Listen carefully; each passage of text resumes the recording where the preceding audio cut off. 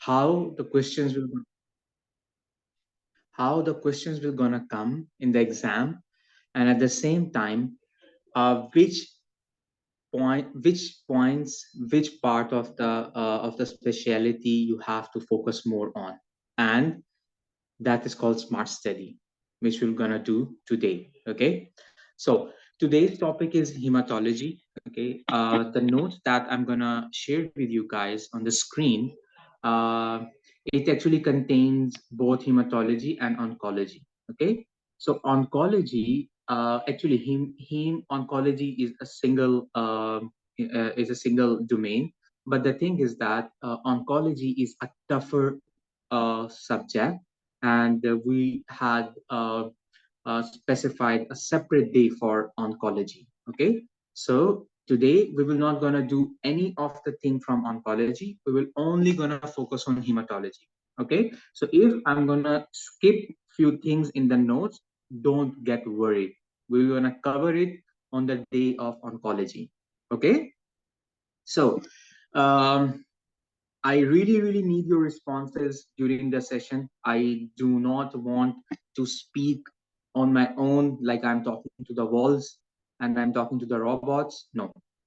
I really want your participation. Even if you will say yes, no, or even you will make some noise. I will be okay with that. At least I should know that you guys are listening to me and you guys are following me. Okay. When I'm gonna say, "Are you following me? Are you with me?" And am I too fast or something like that? You have to respond, please. Okay. Okay. Great, great, great. Thank you for your responses, and thank you for participating in this session, doctors. Thank you so much. That means a lot, and that shows that you guys are attentive and you guys are gonna listen to me carefully. So, guys, uh, for that, let me share my screen, and we are good to go. So, all of you can see my screen. Yes. Yes, yes. Great, great, great. So, guys, today's session is only and only.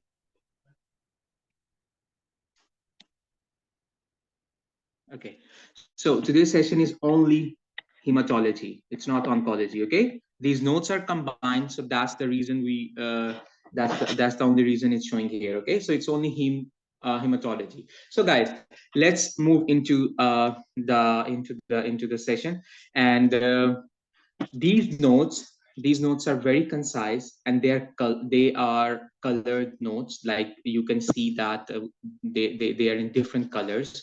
So the highlighted points are in red. Okay, and these are the things that you have to focus more on, and I'm gonna tell you guys, and I'm gonna take you through each and every topic, and we're gonna see that what is important and how the question will gonna come from this topic. Okay, so let's start. So first of all, the topic is heredity angioedema. Guys, in MRCP part 1, the inheritance, guys, the inheritance, like the autosomal dominant, these are very important for every disease. I really want you guys to take your pen and your register with you. Okay, and whatever I'm gonna tell you that is important, write it down on a paper, because you will not gonna remember everything at the end of the session.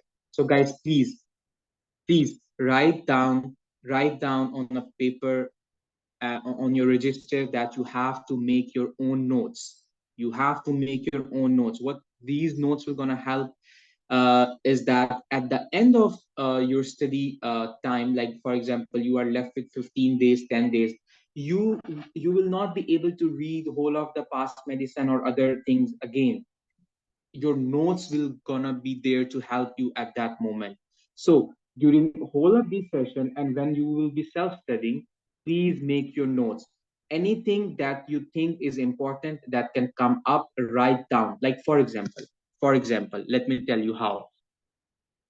uh, on your notes, write heredity angioedema. Okay, so write autosomal dominant, then uh, write all of the important small words in words, so that when you are going through your notes, whole of your topic of hereditary angioedema will be covered in these highlighted important words: autosomal dominant, and there will be C1 inhibitor protein, okay, and it cause abdominal pain, like that, okay. I'm just giving you an example. Okay, so please make your notes, okay. Okay. Okay. Okay, so guys, autosomal dominant disease, Okay. and what is the mechanism behind this disease? The mechanism behind this disease is that there is a low plasma level of C1 inhibitor protein. This will come in your MCQ, that what is the pattern of inheritance of hereditary angioedema? It is autosomal dominant. What is the mechanism behind hereditary angioedema? There will be low levels of C1 inhibitor protein. What is this C1 inhibitor protein?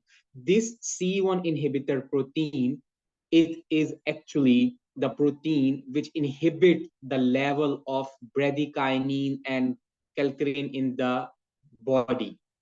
Okay, so when this C1 inhibitor protein will be absent, the release of bradykinin and kallikrein will be very high. There will be an uncontrolled release of these things, okay. And when there will be the uncontrolled release of bradykinin and kallikrein, so what is the function of what usually the bradykinin and kallikrein do in the body? They are the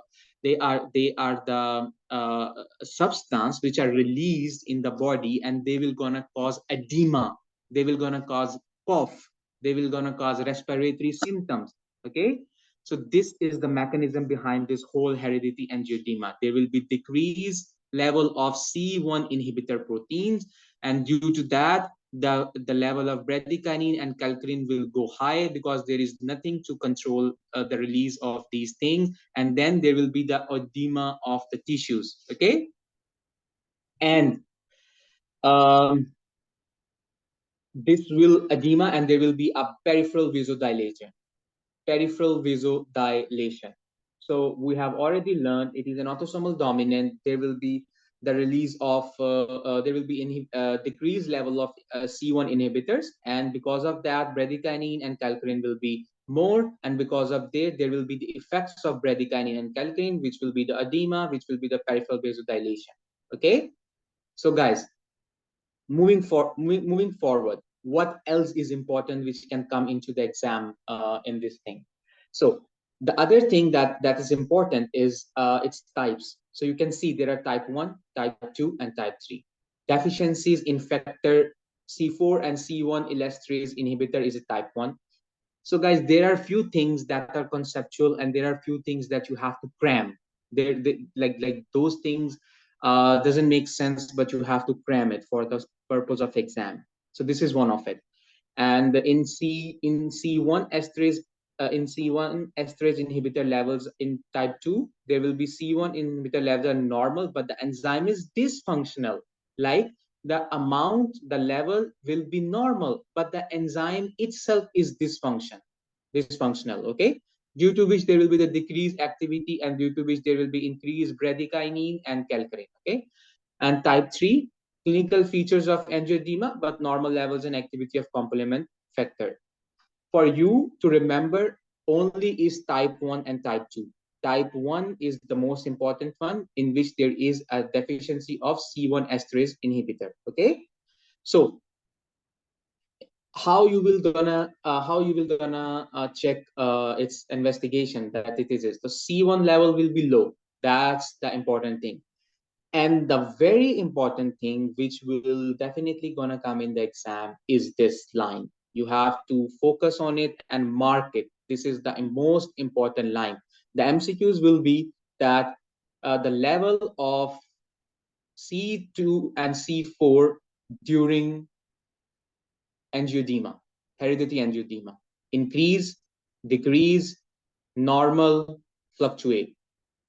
Or the other way the other way the question can come is, which complement factors are affected in hereditary angioedema. So it will be C2 and C4. There will be options C1, C3, C2, C1, C3, C4, C5, C. So the answer will be C2 and C4, and their level will be low. And sometimes they will gonna say low C2, C4, normal C2, C4, high C2, C4, low C1, C2. So to make it more confusing, they will gonna give you C2, C4, but they will gonna write low or high or normal like that, because you sometimes you can remember that it was C2, C4, but you cannot remember it was low or high. Okay, so that's why I'm telling you that which lines are very important and you have to focus on it. So please mark those lines, because they will definitely gonna come in your exam one way or the other. Okay, guys, are you following me? I'm waiting for your response. Yes. Yes, doctor. Yes. Yes. So please Yeah. respond to me in between, so that I don't Yes, have to Dr. waste Greg. time waiting for your responses. Thank you so much. Thank you so much. So I hope that was clear. So mark this line. This line is very important. You will gonna get this MCQs one way or the other. Okay. And if C4 or C2 are written separately, so please mark C4. This is what MRCP exam is all about. Confusion. And you should know serum C4 is the most reliable and widely used screening tool. If they have given C4 in one option, two option is C2, and other are C3, C4, whatever it is. So please mark C4. Don't mark C2. I told you yesterday that they will be closely related, but one will be the best. So C4 one is the best. Always mark C4 in the in the exam, please. Okay. So next thing, symptoms. Hereditary angioedema. Angioedema. You already know that angioedema is the angio mean vessel and edema mean fluid coming out. Okay, so there will be a painless non-cryptic swelling, subcutaneous or mucosal tissue. Okay, how this thing will present, how you will gonna get it in the exam. I'm not gonna read each and every line now. I'm only gonna tell you that how this thing will gonna come in your exam. This thing will gonna come in your exam is that like a child or a young guy or a boy or like that, they present it to you with complaint of abdominal pain, swelling of lips and tongue, difficulty in breathing. So you will gonna ask me, Dr. Josefa, anaphylaxis also presents this like the same. So how we're gonna differentiate it? So guys, the differentiating feature will be the urticaria. Urticaria is not usually a feature of hereditary angioedema. It is a feature of anaphylaxis. In anaphylaxis, you can find urticaria, but in hereditary angioedema, urticaria is not a feature. Okay, but the rest of the things will be normal. Rest of the things will be same. The most typical finding of hereditary angioedema will be abdominal pain, no matter what. If the question is about diagnosis of hereditary angioedema, excuse me, it will definitely gonna mention abdominal pain. So close your eyes and mark hereditary angioedema with abdominal pain without a rash. That's it. So the management, obviously, if C1, if there is low level of C1 esterase C1 inhibitors, so what we will gonna do? We will gonna give the C1 inhibitor concentrate. Okay, these both are the C1 concentrate inhibitors. They will be given in a low infusion. Okay, that's all. That's all. The other thing is the icovamenib. It is specifically antagonist of B2 bradykinin receptors, which will gonna decrease or inhibit the release of bradykinin, which is the one reason causing all of the symptoms of respiratory along with the edema release of from the endothelial tissues. Okay, so the important thing that you have to look is, I have already told you, and that is the complement level, and that is how this thing will present. Okay, and what protein is deficient? It will be C1 inhibitor, low level of C1 inhibitor protein. That is important in this topic. So the next thing is that the options will be given to you, that what is the treatment for this. You can say the option will be C1 inhibitor concentrate, or it will be fresh frozen plasma. Okay, and very important thing, a person has come to you, you have treated it with fresh frozen plasma or C1 inhibitor esterase concentrate.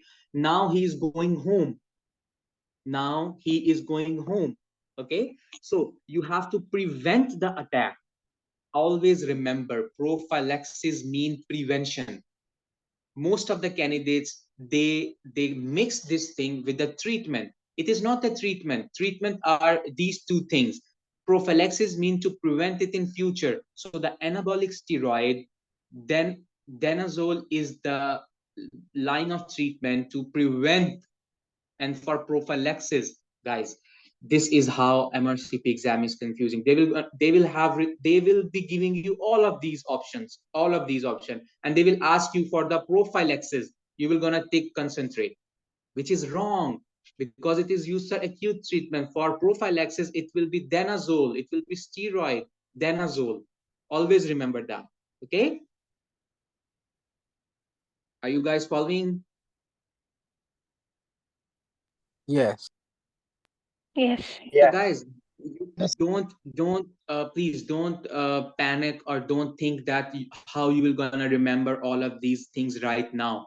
These I am right now, the purpose is just to tell you where to focus and how you will gonna get this question in exam, so that when you will go back and do self study, it will gonna be very easy, and everything will gonna make sense when you will read it on your own.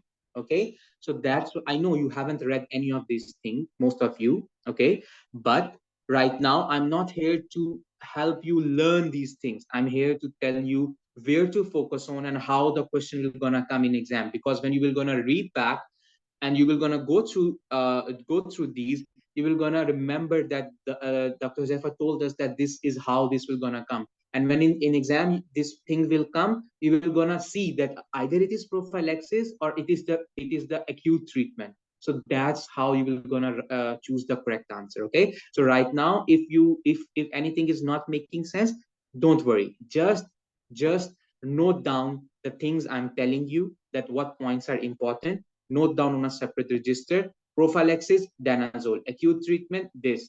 Mechanism, this. And low level of C4, most common. That's it. Like this. Make your own notes like that. Those are the important points. Okay. So the next thing is anaphylaxis. I have already told you about anaphylaxis. Everything will be gonna be same. The only thing will be urticaria. The urticaria is the important thing, which is the urticaria is the rash, which is the reddish rash. It will be in anaphylaxis. So anaphylaxis can be because of the food, the common drugs. These are not important things to go on, but you have to go through it one time only. Adrenaline is four important drug, and hydrocortisone. Okay, now that's what I'm going to help you with. It's a table, and you don't have to cram whole of this table. The only thing that you have to remember are these two, and the only thing you have to remember is hydrocortisone and adrenaline. And from both, if you will gonna forget hydrocortisone, no problem. Plus, please don't forget adrenaline, because this is where you will gonna get the question from 110%. Okay, this is something you have to cram. So mostly you will gonna get the value for greater than 12 years. Okay, but please check the age first whenever you are given the question. Age, if it is 6 to 12, it will be 0.3 ml. It will be 0.3 ml in 1000. This is very important, guys. For anaphylaxis, this is very important. Write down, it will gonna come in your exam. Anaphylaxis, adrenaline is 1 in 1000. But for cardiac arrest, it is 1 in 10,000. Please write it down. It will gonna come in your exam. This is the important point you have to focus on. And you have to remember that if the guy is from 6 to 12, it will be 0.3 ml or 300 microgram in 1 in 1,000 unit. And if it is 12 years old, guys, so you will gonna see that, yeah, you will gonna see that it is 0.5 ml. Okay, so remember it, 0.5 ml, 1 in 1,000 unit. In 6 to 12 years, it will be 0.3 ml, 1 in 1,000 unit. For anaphylaxis, I'm again saying it is 1 in 1,000, but for cardiac, it is 1 in 10,000. You will gonna read it in cardiology, but remember it. It will gonna definitely gonna come in your question bank when you will be doing it. It will be gonna, maybe it will gonna come in your exam. This is important point, remember it. And adrenaline can be repeated every 5 minutes if necessary. And IM site, this is important. Anterolateral aspect of the middle third of the thigh. So you can, this is the site where you can give them. Okay. So now what is next thing that is important and you have to focus on? The next important thing is that there will be a question stating that a guy has anaphylaxis and he comes to the hospital.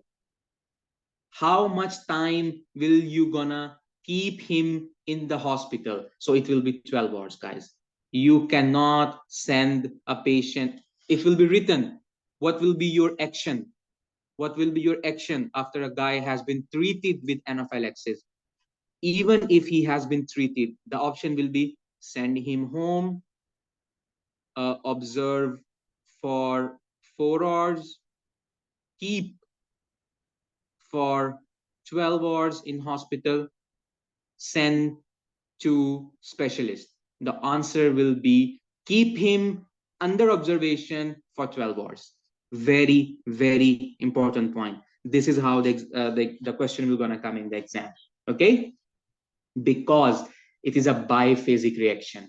Anaphylaxis is a biphasic reaction. It means that first phase you will gonna get the symptoms.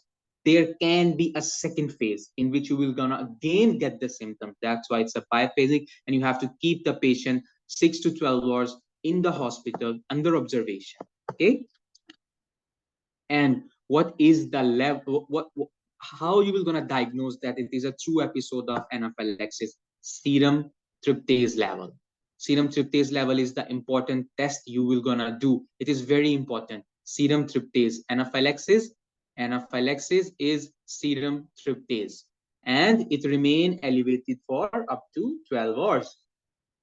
I hope that is clear. I hope I'm spoon feeding you guys. Guys, I'm spoon feeding you, and I'm going to, you, you don't have to do the hard work now. You only have to do the smart work.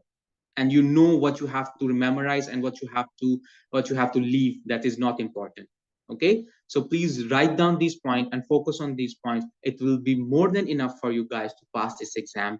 Though I'm not saying that you only have to read these things, you have to give more importance to these points because these are the points which comes in the exam.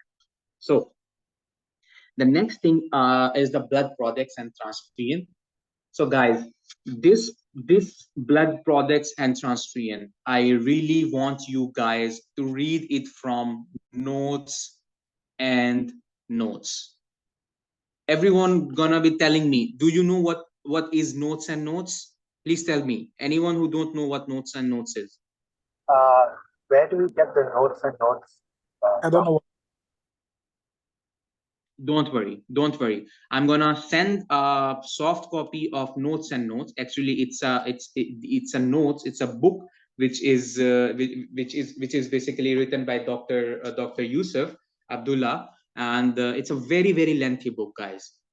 Once you will gonna start reading it, you will not gonna end this book maybe in 2 years, and then still you will not gonna pass the exam because you will not be able to revise it. So this is how I'm gonna help you, that what are the things that you have to read only, because when you will gonna start reading, you will gonna think that this, because that book is very lengthy and there is a lot of unnecessary information in it which is not required. Okay, so the only topics which are required to read from there, I'm going to tell you those things, and you have to go through those topics. Okay, so please read those topics from that uh, read those topics, and you will be good to go in the exam, because these topics are insufficient or insufficient in this what you call it, the past medicine. Okay, so please don't worry, I'm gonna send you the notes in the group after the session. Okay, but note down that there is a portion for these blood products and everything. It is written there, you have to go through that in from that book. And I'm saying it again, you will be tempted to read all the other things as well, because you will think that this is not written there, this is not written there, I have to read this. Don't get tempted, don't get greedy. Okay, just read those topics which I'm going to tell you. That's it. So but blood products can be frozen, fresh frozen plasma, cryoprecipitate, and prothrombin complex. So fresh frozen plasma. What you will gonna get in the exam for the fresh frozen plasma? For fresh frozen plasma, you have to what you have to remember is that the clinical significant but without hemorrhage in patient with a prothrombin ratio of this one. A patient with a prothrombin time ratio or ABG ratio of more than 1.5. That's the only thing that you have to remember from it. You have to cram it. You have to cram it. That if the ratio is more than 1.5, only then you have to give the fresh frozen plasma. Okay. There is a bit of detail written in the notes and notes. When you will gonna read it, it's a simple, there is no concept in it, you just have to read through it and you have to remember some points. That's why I'm telling you, you have to read it from notes and notes. Yeah, the most important thing from fresh frozen plasma that will come in the exam is this: the universal donor of fresh frozen plasma is AB blood. Guys, the normal blood, which is the normal blood, ABO group typing, the universal donor is, what is the universal donor? Can anyone tell me what is the universal donor of the blood? Oh, O negative. O negative. Great, great. So guys, remember this thing. The universal donor of FFP is AB blood, which is AB negative. AB mean AB negative. Okay? AB negative, AB blood. Remember that. That is important. It will be written there that the universal donor for FFP. It will be written in a scenario. A guy, this, he has come to be with hemorrhage, and this, and the doctor has decided to give the FFP, but and he is bleeding, and he is in a primary setup, and you have to give the FFP. So which FFP you will gonna give? A, AB, O negative, something like that.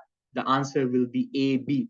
Most of the candidates will gonna select O negative because they haven't read it properly. He is asking about FFP. He's not asking about blood. So FFP, AB is the blood which you have to go for. The next is chiroprecipitate. In chiroprecipitate, what you have to remember is that uh, the most important thing that you have to remember is that chiroprecipitate is always gonna be used when there is the replacement of fibrinogen is required, because it is very much rich in fibrinogen, very much rich in fibrinogen. Though it has factor 8 Willebrand factors, fibrinogen factor, all the other factor, you don't have to remember all of those things, but you have to remember is that the most commonly used for the replacement of fibrinogen, guys. This is important to remember here. And the other thing is that this chiroprecipitate, it can be given in DIC, liver failure, and hypofibrinogenemia, secondary to massive transfusion. Okay, no need to remember everything in it. The only thing is that fibrinogen is the major component which is being replaced by chiroprecipitate. Okay. The next thing is prothrombin complex concentrate. Prothrombin complex concentrate, it is important in a sense that this is the This is the product, first line of product, which is used in case of hemorrhage, in case of massive hemorrhage, or in case of warfarin overdose induced hemorrhage, something like that. Okay, warfarin induced hemorrhage or hemorrhage prothrombin concentrate complex is the first line of product to use. So in emergency reversal of anticoagulant in patient, okay, this is the anticoagulant, warfarin, warfarin overdose, anticoagulant overdose. So you have to use prothrombin concentrate complex. There will be the question, a guy who is a known case of mitral stenosis, he is on warfarin, he is taking warfarin, he has the INR is raised, and he comes to the emergency department in confusion. You did a CT scan, you did an MRI scan, and it shows the intracranial bleed. You did an INR, and INR is more than 8. What will be your next step of action? You will gonna give him prothrombin concentrate complex, guys, because it is a severe bleeding or head injury with suspected intracranial hemorrhage. Prothrombin concentrate is the option. That's it. That's what it is important here. The next thing is platelets transfusion. Guys, always remember that you cannot give platelets transfusion to patient having low platelets, like maybe less than 50, less than 100. No, it's not recommended. It's not recommended. Patient with platelet less than 30 but plus, please focus on these small details. Plus, greater than or equal to, greater than, like that, because these things create confusion in the exam. In the exam, it will be written that in which of the patient you will gonna give the platelets transfusion. If it will be written platelets less than 30, only you guys will gonna take it, but it will be wrong, because it is not complete. Complete is platelets less than 30 plus significant bleeding. Okay, so this is how you get your answers wrong. You think that you have answered it correctly, but no, they have already given the complete answer. It is plus significant bleeding. If it is only platelet less than 30, that's the wrong answer. The next thing is severe bleeding, okay, which is great, or bleeding at critical sites such as CNS, and no need to remember all of these things. The other most important thing is highest risk of bacterial contamination. Very, very important MCQ. What they will say that blood product which blood product is contaminated by bacteria, blood, FFPs, platelets. So the answer will be platelets, guys. Or the other way it will gonna come is platelets are contaminated by virus, bacteria, parasite, maybe some other options. So the answer will be bacteria, and the answer will be platelets. Remember this. This is important. Bacterial contamination is in platelets products. Okay? Then, Okay. great. Thank you. So guys, there are few things that are just to cram for you guys. Okay, like I cannot do much about it, because you have to cram it. You have to read those things. Like, for example, if there is pre-invasive procedure, prophylactic, platelets target should be this. These are the things that you have to cram. Okay, I can't do much about it. So please go through it and remember those things, because anything can come. But I'm going to focus on the most important and most commonly coming questions and things in the exam. Okay. So this is important thing. This one is important. Do not perform platelet transfusion for the following condition. Do not perform platelet transfusion. Chronic bone marrow failure, heparin-induced thrombocytopenia, autoimmune thrombocytopenia, thrombotic thrombocytopenia, because in all of these conditions, platelets are being destroyed. And if you're gonna give the transfusion of platelets, that will not gonna have any major effect. Okay, so please don't give any of the platelet transfusion in these conditions. Okay, so the next thing that is important is the reactions, the complications of the blood transfusion. Okay, so the important thing that you have to remember is that it is acute hemolytic transfusion reaction. What will happen in acute trans? So now focus, guys. Now there are important MCQs in these in this topic. When there will be a mismatch of ABO, like for example, you have someone has given a wrong blood type to a patient. RBCs will destruction by IgM type of antibodies. Very important. Remember it. It's an MCQs. Acute hemolytic transfusion reaction, IgM type. Because of the IgM type, it will be the hemolytic reaction will be because of IgM type of antibodies. Guys, these are the things you have to memorize, and I am making it easy for you to memorize it, to remember it, and to write it down in your notes. So at the end of the day, when you will be having only few days left, when you will gonna go through it, it will gonna stay in your mind. Because if you will not gonna make your own notes and you will not gonna go through them, I bet you guys, no one will be able to remember that IgM type of antibodies are for the acute hemolytic reaction, because you already had a lot of other major things to remember.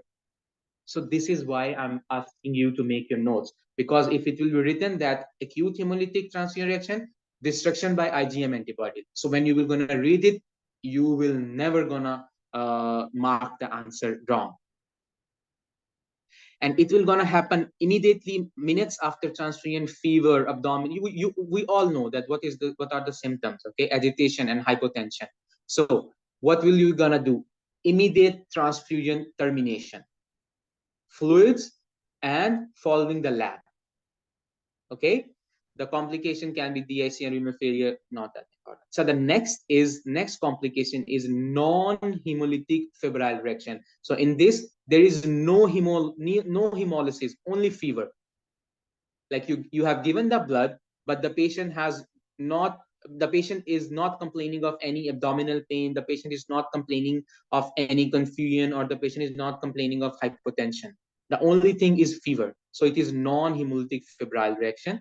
And in this thing, what you will gonna do is that there will be, this is because of WBC HLA antibodies. Important thing to remember, guys. That was because of IgM, and this one is because of WBC HLA antibodies. Important, guys. Important MCQs. Okay. Often results in sensitization of previous pregnancies or transfusion. This is the reason why. This is because of WBC-HLA, because of the sensitization of the previous pregnancy and transfusion. If you were going to give the transfusion, and if the mother has previous pregnancy, there will be HLA antibodies. You all know that. And because of that HLA antibodies, maybe the blood that is given to you is not compatible with the HLA antibody. And that's why you will have a fever only. Okay. So please remember, remember each and every word. It is WBC HLA antibodies. Remember it. That's how confusion is created. There might be written RBC HLA antibody, WBC HLA antibodies, platelets, like that. Okay, just to create confusion, because everyone will remember HLA antibody, but some of you will only remember it was WBC HLA antibody. So please remember each and every word which I am telling you. HLA antibodies, WBC. So the next is allergic and anaphylaxis reaction. We have already gone through the anaphylaxis reaction, and you guys already know that what anaphylaxis reaction is and how it is treated. Okay, so it will be urticaria, it will be the hypotension, wheezing, stridor, angioedema, everything, and you have to discontinue transfusion and antihistamine. At the same time, IM adrenaline. How much IM adrenaline will be given? 1 in? 1 in 1,000. 1,000. Excellent. 1 in 1 in 1,000. 1,000. 1 in And if the 1,000. patient is great, yeah. If the patient is greater than 12 years, how much will be the dose? 0.5 0.5. 0.5 mil Excellent. in 1 in 1,000. Excellent. Great. You all are very bright. Guys, moving on further. These two are star topics. Star topics, guys. Star topics. If you will gonna get the question, you will gonna get the question from them. Transfusion related acute lung injury, which is also known as trolley. Okay. So what actually happened is that whenever someone is given a blood transfusion and within 6 hours of transfusion, guys, remember, within 6 hours of the transfusion, if someone gets hypoxic, decreased oxygen saturation, shortness of breath, okay, difficulty in breathing, you will think hypoxia, and you will do a chest X-ray, and on chest X-ray you see infiltrates, you see hypodense regions, pulmonary infiltrated X-ray, fever. Very, very important. Hypotension. Forget if you want to forget, and if you will gonna forget everything else, but please don't forget hypotension. Don't forget hypotension, guys. Hypotension is very, very important. This is hypotension which will gonna differentiate transfusion related lung injury from transfusion associated circulatory overload. This is what hypotension will differentiate. Okay, otherwise rest things will be same. The only thing that will differentiate these two is hypotension. If it is hypotension, it will be transfusion related lung injury. Remember it like that. Lung injury, whenever there is injury, whenever there is trauma, there is hypotension. And whenever there is overload, there is increase in blood pressure because there is overload. So remember it like that, guys. That's why it's very important. So please remember it like that. Okay, great.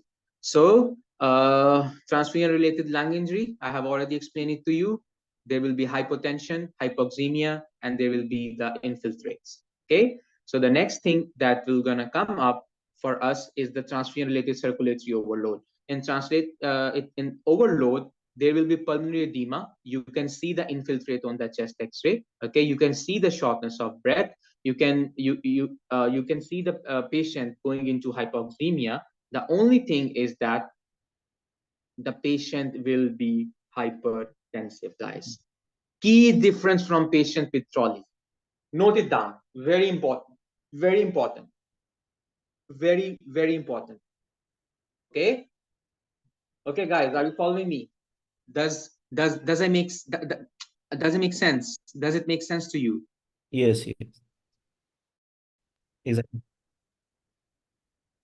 Okay, good. So guys, moving on further, an important MCQs from this is that infective transmission of VJD is basically a very difficult name. I'm sorry, I can't pronounce it, but this is Jacob disease. It's a variant, something like Kesbicting something, and Jacob disease. Variant Jacob disease. So they are actually asking, and they're actually telling you in this whole of the paragraph is that from blood transfusion, this can also be transferred. Okay, this variant can also be transferred to other person through the transfusion.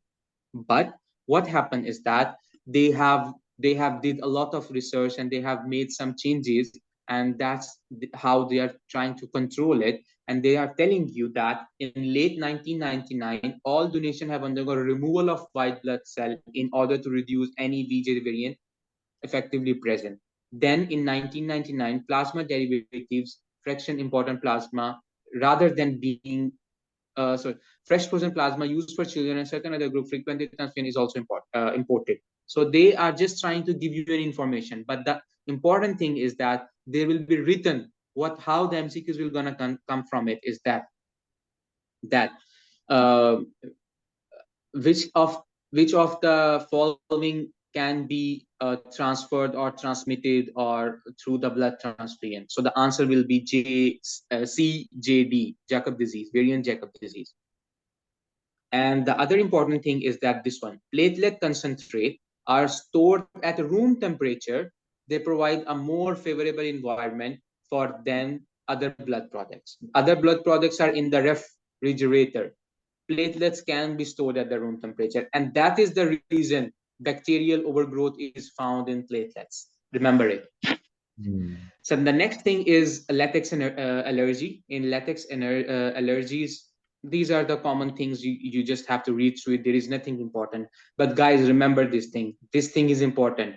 Remember all of these names, because they will gonna give you the name, and they will gonna, one of them will not be the cause of latex allergy. So you will have to select that. So please remember it. I don't know how you will remember it, but you have to remember it. You have to cram it, okay? Because there is nothing conceptual in this thing. You have to just cram it.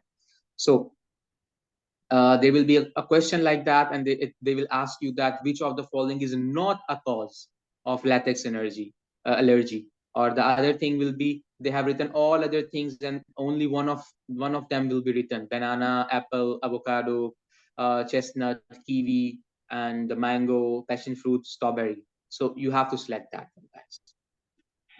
Okay, so the next is uh, allergy test. They are very, very important. Very, very important. Okay, so what you have to do in this allergy test is that you have to remember that how things work in this allergy test. So first of all, you should know that there are three things: skin prick test, then there is RAS, which is radioallergosorbent test. Okay, this is the second one. And the third one is the skin patch test. Ignore this thing. It has been rewritten. So the skin patch test. So how you will gonna differentiate and how the question will gonna come in the exam? Let me tell you. In the skin prick test, what will gonna happen is that this is the most commonly first line of drug being used. Okay, the important thing that you have to remember in this is that it is used for food allergies most commonly. Very important. The only thing mostly that you have to remember, you have to read everything, but now I'm going to point out the important thing from where the MCQs will gonna come.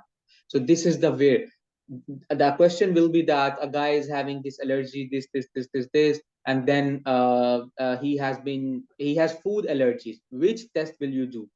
You will do skin prick test, which is the first line of test. Okay, then the next is RAS.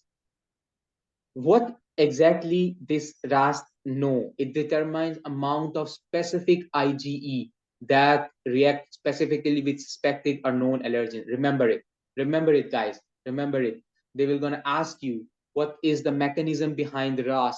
The mechanism is that it determines the amount of IgE to the specific allergen. Okay. Then you have to remember the most important thing: it is also used for food allergies, it is also used for pollens, but the most important thing is wasp bee venom, which you have to remember.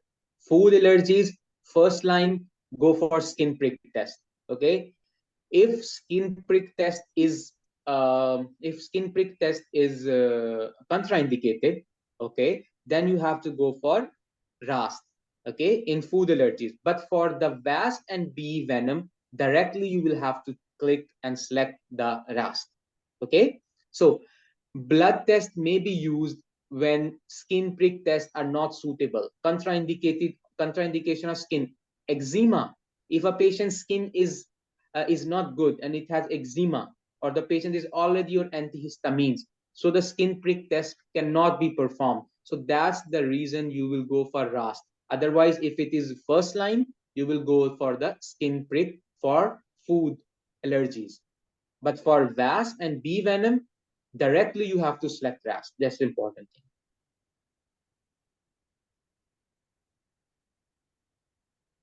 Okay, so the next thing is skin patch test. When you are reading the question, please read it slowly and carefully with your open eyes and mind. Skin prick, skin patch. Because when you are in a hurry, you will gonna miss this prick and patch, and you will gonna mix everything. So guys, that's very important. That's how you have to go in the exam. Open mind, open eyes, every sense should be at its peak. So what we're gonna do patch, from patch, it will be on the skin. Okay, patch will be on the skin, so it is used for contact dermatitis. That's the important thing that you have to remember. The next important thing that is very, very important, and please remember this thing, that first Once the patch is applied, it will be removed after 48 hours. Okay, you have applied, 48 hours passed, remove it. Don't read the test and don't read the result now. You have to read the result later, when the result read by dermatology further 48. When the 48 hours have been passed, only then you have to read the results.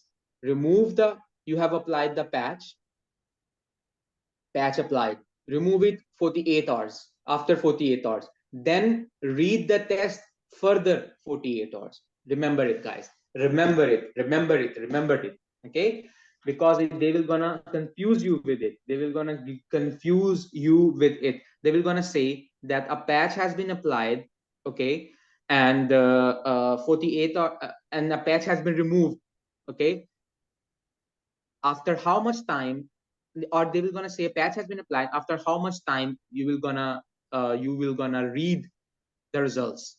So most of you will gonna select 48 hours. That's wrong, because 48 hours is the time from for removing the patch.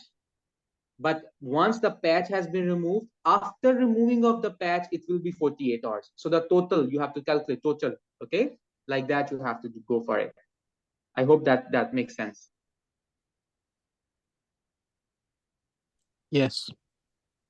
Great. So these primary immunodeficiencies disorders, we will not gonna do it now, because it is uh, in the clinical sciences topic. So we're gonna do it later. T cells combined. These are all for that. Cancers we're gonna do in oncology. Hematological malignancies we're gonna do it in oncology, guys. I have already told you that we will gonna do only hematology today, because that is a separate topic of oncology, and it's a difficult topic, and it's more of a cramming thing. Oncology only with few concepts, very key concept, that if you're gonna see this sentence in your stem, select this cancer. If you will gonna see this thing, select this disease. So that's how the cancer topic oncology will go. We're gonna do it later. Now our main focus is only hematology.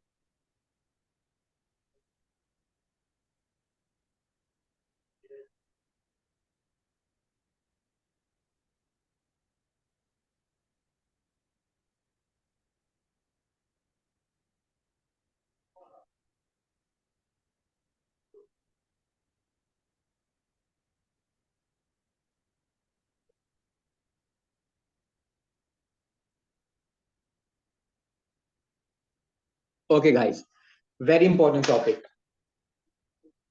Venous thromboembolism.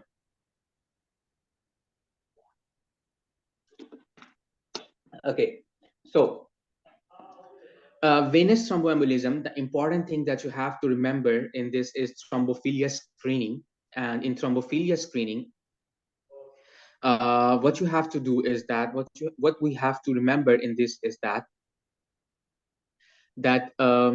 if a patient has a history of DVT plus family history, then you will gonna go for checking and for the investigation of thrombophilia screening. Okay, hereditary thrombophilia, unprovoked DVT, and have first degree relative who have DVT or pulmonary embolism. Okay, otherwise, if a patient is having cancer, or if a patient is on lifelong warfarin, you don't have to go for thrombophilia screening. That's just a general concept I'm giving. Okay, that's not very important thing to, but you should know that. These are the causes of the DVT. You can read it yourself. That's not a problem. Immobility, hospitalization, pregnancy, everything. The only thing that you remember is that when the CVP line is passed, when the CVP, central venous catheter line, is passed, in the femoral, chances of getting clot is more than if it is passed in the subclavian. That's the important thing, an important point you can remember. It can come in the exam. Okay, so these are the causes of the underlying condition. It can be malignancy, thrombophilia, heart failure, antiphospholipid syndrome, Bechet. These are just the name you can remember it, nothing else. Medication can cause this clot formation, okay, which include contraceptive pills, hormone replacement therapy, tamoxifen, antipsychotic, olanzapine can cause it. These are the things that you have to remember, okay, and these things come in exam. Which of the following medication cause thromboembolism? Okay, I'm not going into details of this because there is nothing conceptual to remember about it, and these are only things that you have to remember, okay, and you have to cram it, that these are the things which can cause uh, DVT or pulmonary embolism. These are the things which can cause thrombosis. These are the medication which can cause thrombosis, so you have to go through it. Okay, so the important thing is how how we will gonna diagnose the DVT. How you will gonna diagnose the DVT? Okay, so guys, the important thing is this one. Once a patient is there for you in the clinic, what you have to do? You have to calculate the Wells score. That is very important, guys. You will gonna get the, always remember how you will gonna get this question in the exam. They will be giving you the possibilities from these in the scenario. They will be giving you possibilities from these. Always remember, because they want to check two things at the same time. That, do you know the Wells criteria? And if you know, do you know how to implement it? I'm telling you again, whenever you will gonna get a scenario from DVT, most of the times, not absolutely necessary, what will happen is that they will gonna, in the scenario, they will be giving you that a patient, he has active cancer for the last 5 months. You will think, okay, the patient has got active cancer, so it means that he is 1 point, but they have written 5 months. The treatment is ongoing within 6 months, guys. Timeline, remember the timeline. That is how they will gonna put you under pressure and confusion. You will think that active cancer is 1 point, but that is less than 6 months. So within 6 months, in the previous 6 months, within previous 6 months, the patient is having this thing, 1 point. Paralysis, braces, recent immobilization, 1 point. The good thing is that every point has 1 point, one score. So you don't have to remember the score. The only thing that you have to remember is that what actually is the reason for the one score. So immobility is the reason, cancer is the reason, patient bedridden for greater than or equal to 3 days. Guys, these red things are very important because they will gonna make you confused in this thing. They might give you bedridden for 2 days. So it is not significant because it is not equal to or greater than 3 days. Or they will say major surgery within 12 weeks, they will gonna change this thing. But you will remember that, okay, I have read, I can remember that there was written bedridden and surgery, and you're gonna give 1 mark, but it will gonna make the answer wrong. That is how questions get wrong in MRCP, because you don't focus on minor details. Bedridden for three, greater than or equal to. Always remember this thing. Don't forget that. Let me erase it to make it clear. Let me erase it and make it clear for you guys. Remember, greater than or equal to, like if it is 3 or more than 3. Okay? If it is 3, still 1 point because they have given equal to.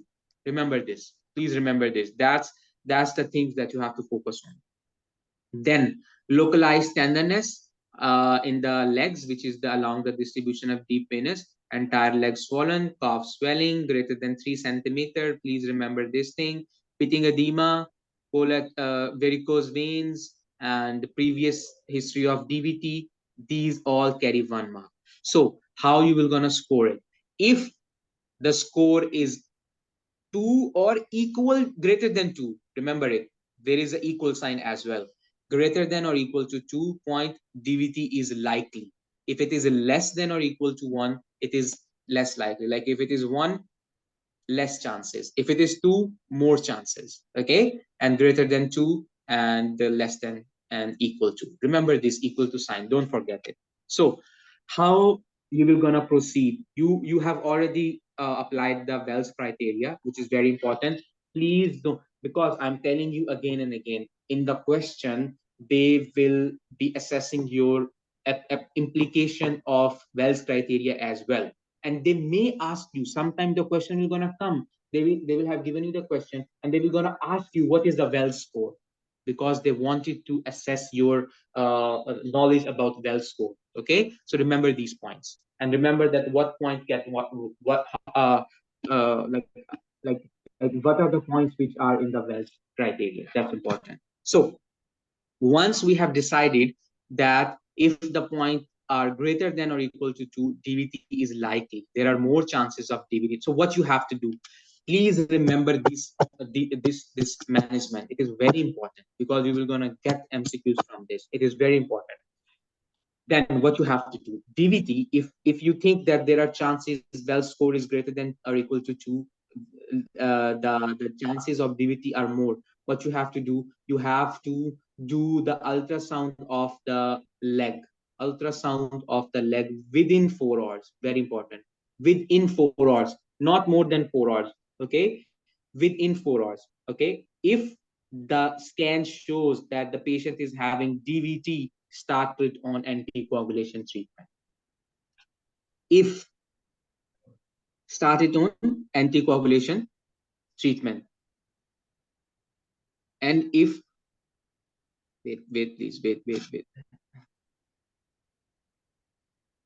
Okay, and if you have done the ultrasound scan and it is negative, then please don't leave it there, because DVT is a very lethal condition. It is a life-threatening condition. Okay, so even if the scan is negative, ultrasound scan, go for the D-dimer test. Okay, but if D-dimer is also negative and scan is also negative, there are less chances that the patient is having DVT. Okay, what are the other? See, this is the way MCQs come in the exam. They make different situations. Like for example, they will gonna make a situation that, okay, you are a doctor in this. A patient comes to you. He is having cancer. He is having immobility for greater than 3 days, and he is taking this medication like that. And now he's having pain in his leg. So what is the first line of management you will gonna do? So there will be options: D-dimers, ultrasound within 4 hours, ultrasound within 6 hours, like this, like that. So you have to select that you have to do ultrasound within 4 hours, because he has asked what you are gonna do first. That's how the exam is. That's how the questions will gonna come. So then what is the other option? If he will gonna ask you, you are working in a periphery and ultrasound scan cannot be carried in 4 hours, what you will gonna do? The answer will be, you have to send D-dimers. Okay, at the same time you have to start anticoagulation while waiting for the ultrasound scan. Guys, these things are really, like a very thin boundary between them, but they are different. And that's why in the real exam, when you will gonna sit there, you will gonna get the answer wrong, because in the option it will be written that ultrasound scan cannot be done, it will take more than 4 hours. What will you will gonna do? The answer will be D-dimer plus start the anticoagulation therapy, wait for and take the patient to the nearby ultrasound clinic, like this. So most of you guys, you will gonna select D-dimers. The answer is wrong. You have to do D-dimers at the same time start the anticoagulation therapy. This is what and this is how the exam will be. Okay, and always remember that the ultrasound scan should be performed within 24 hours. If it cannot be performed in 24 hours, you have to perform D-dimers and start the anticoagulation therapy. But after doing that, make sure that ultrasound scan is done within 24 hours. Now the major and the most important thing is that the first line of treatment for thrombosis and for DVT or for PE is oral anticoagulants, guys. The guidelines has been changed. Before it was low molecular weight heparin. Now it is oral anticoagulants, apixaban, rivaroxaban, unless contraindicated. And the contraindication for them is if there is any allergy and if the renal functions are less than 15, GFR is less than 15. That's the contraindication. We're going to read it further. Don't worry. Okay. So these are the conditions, and I have told you in detail that how these questions will going to come in exam and how you will going to get confused there. So please read it accordingly now. Okay.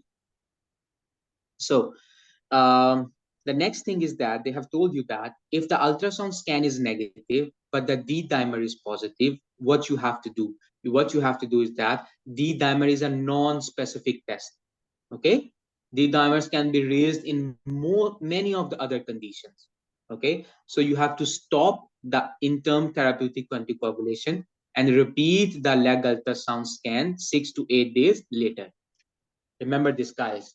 These are the conditions, and on these conditions the scenario will be there. This thing happened, no ultrasound available, what you will gonna do? Ultrasound available, what you will gonna do? Ultrasound done, ultrasound negative, D dimers done, D dimers positive, what you will gonna do? This is how it will come in exam, and this is how you have to read it and memorize it. And if you think that the DVT is unlikely because the score is less than 1 or 1, perform a D dimer test. Don't waste resources and do not go for the ultrasound scan because your well score is already low. So just rely on D dimers. Okay, then if not, completed it within 4 hours. Now remember it, guys. Now remember this thing. Perform a D dimer test. Perform a D dimer test within 4 hours.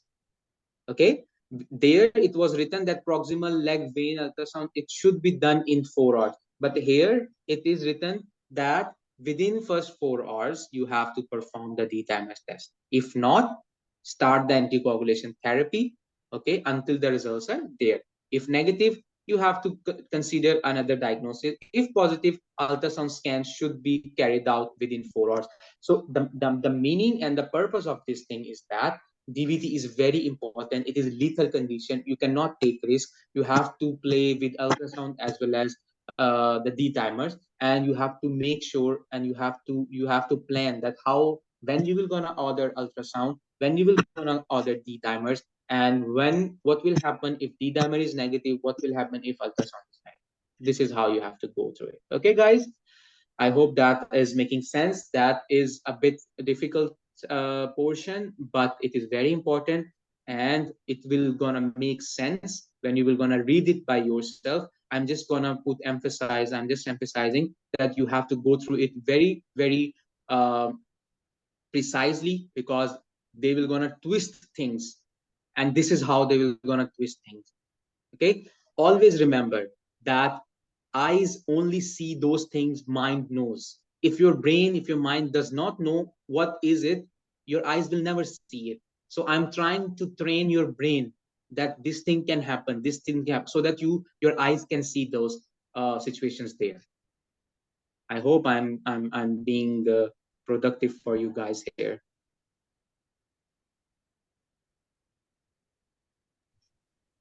Yes.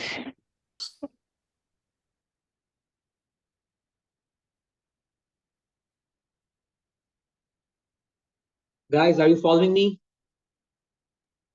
Yes, doctor. Yes, sir. Any confusion?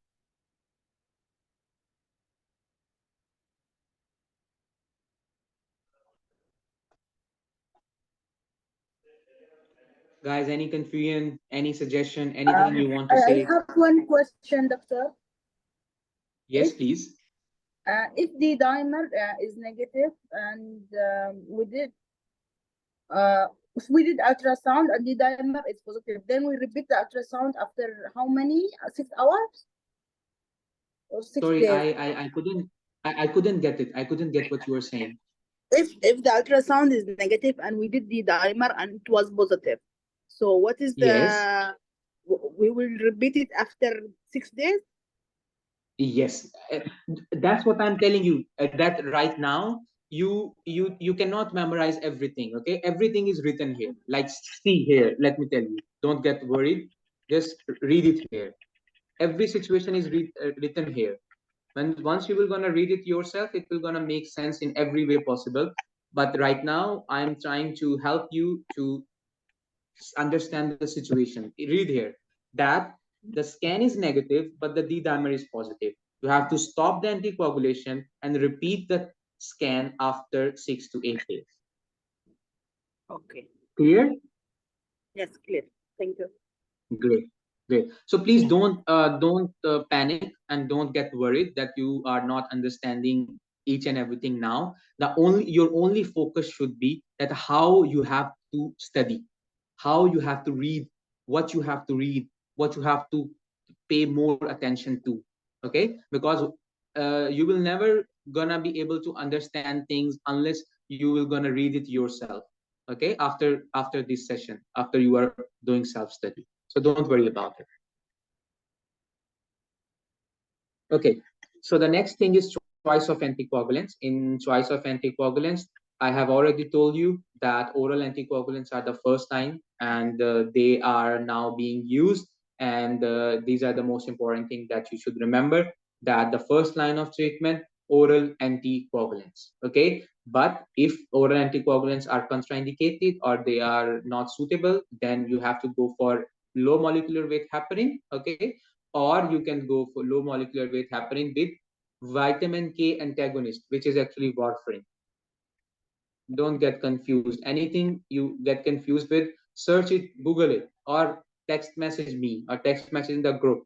We're gonna explain anything, because your concepts and everything should be very clear, because you are reading it like a vitamin K antagonist. You may not remember it there, but always think what is vitamin K antagonist. It is warfarin. Okay, so low molecular weight heparin followed by warfarin if these oral anticoagulants are contraindicated.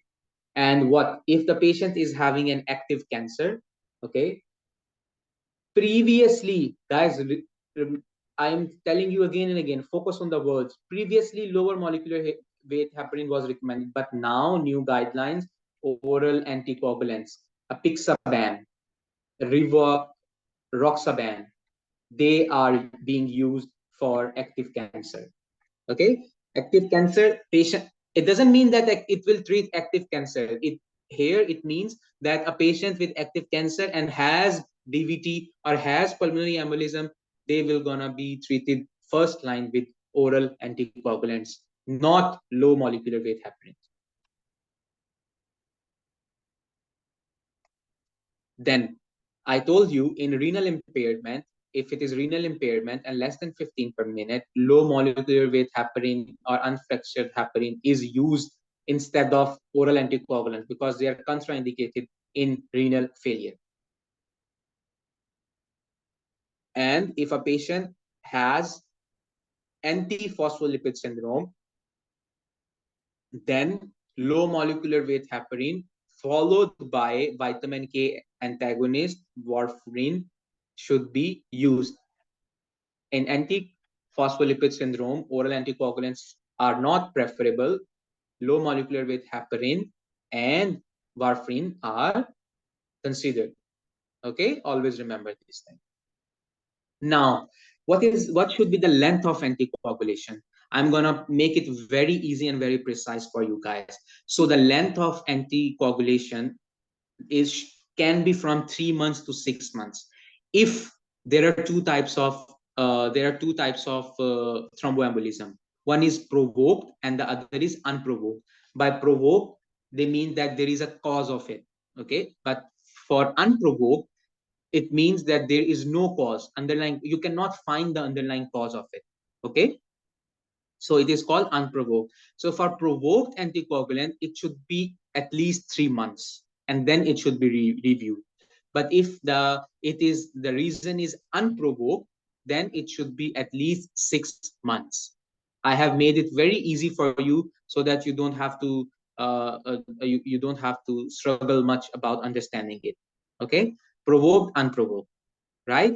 And provoked, you have to go for 3 months. Unprovoked, you have to go for 6 months. See, it is written here. Provoked.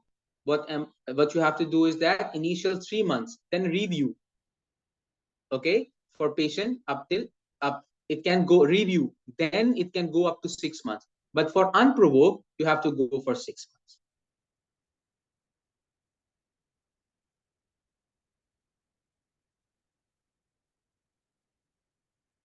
In venous thromboembolism, unprovoked continued up to 3 further months, which is 6 months in total.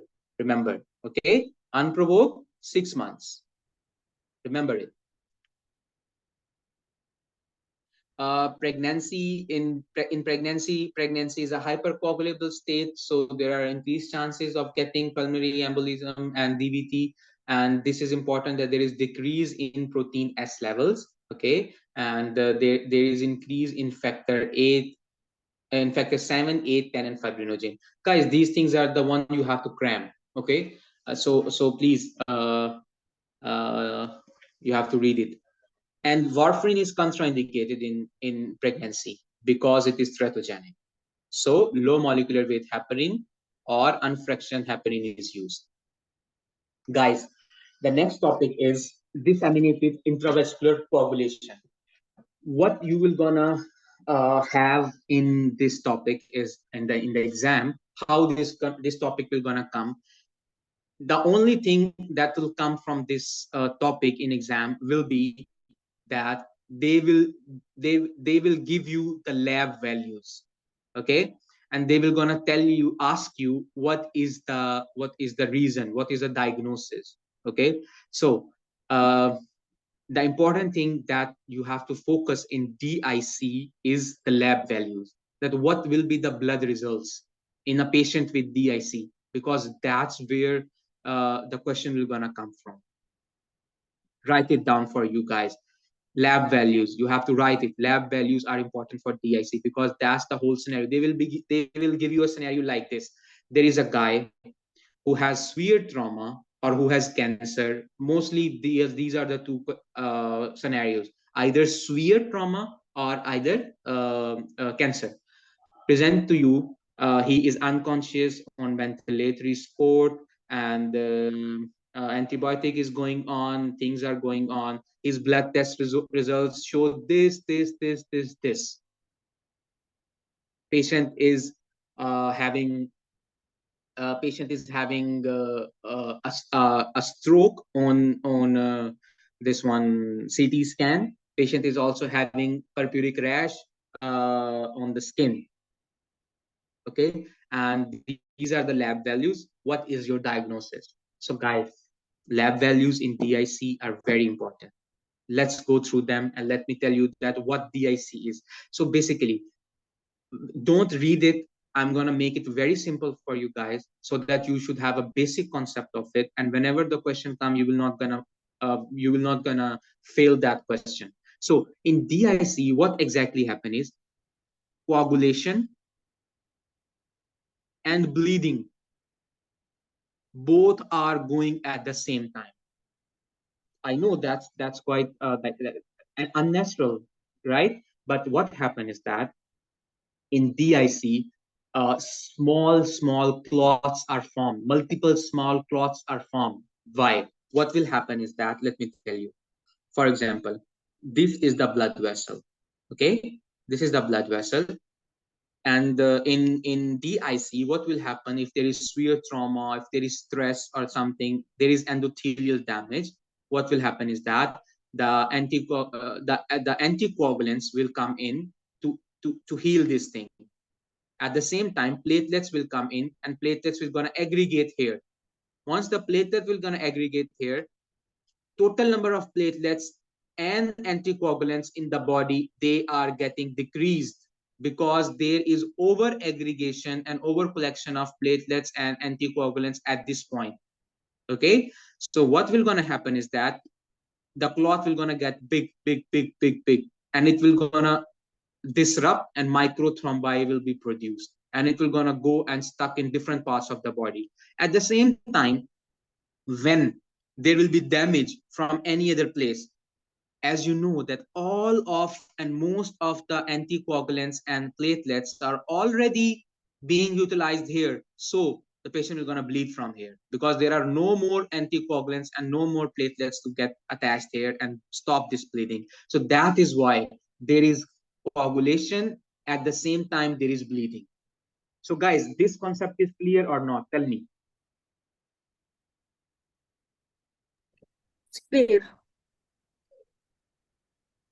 I want responses. I want responses, guys. Time is less. Please tell me. Yes, it's clear. It's clear. Yes. Great, great.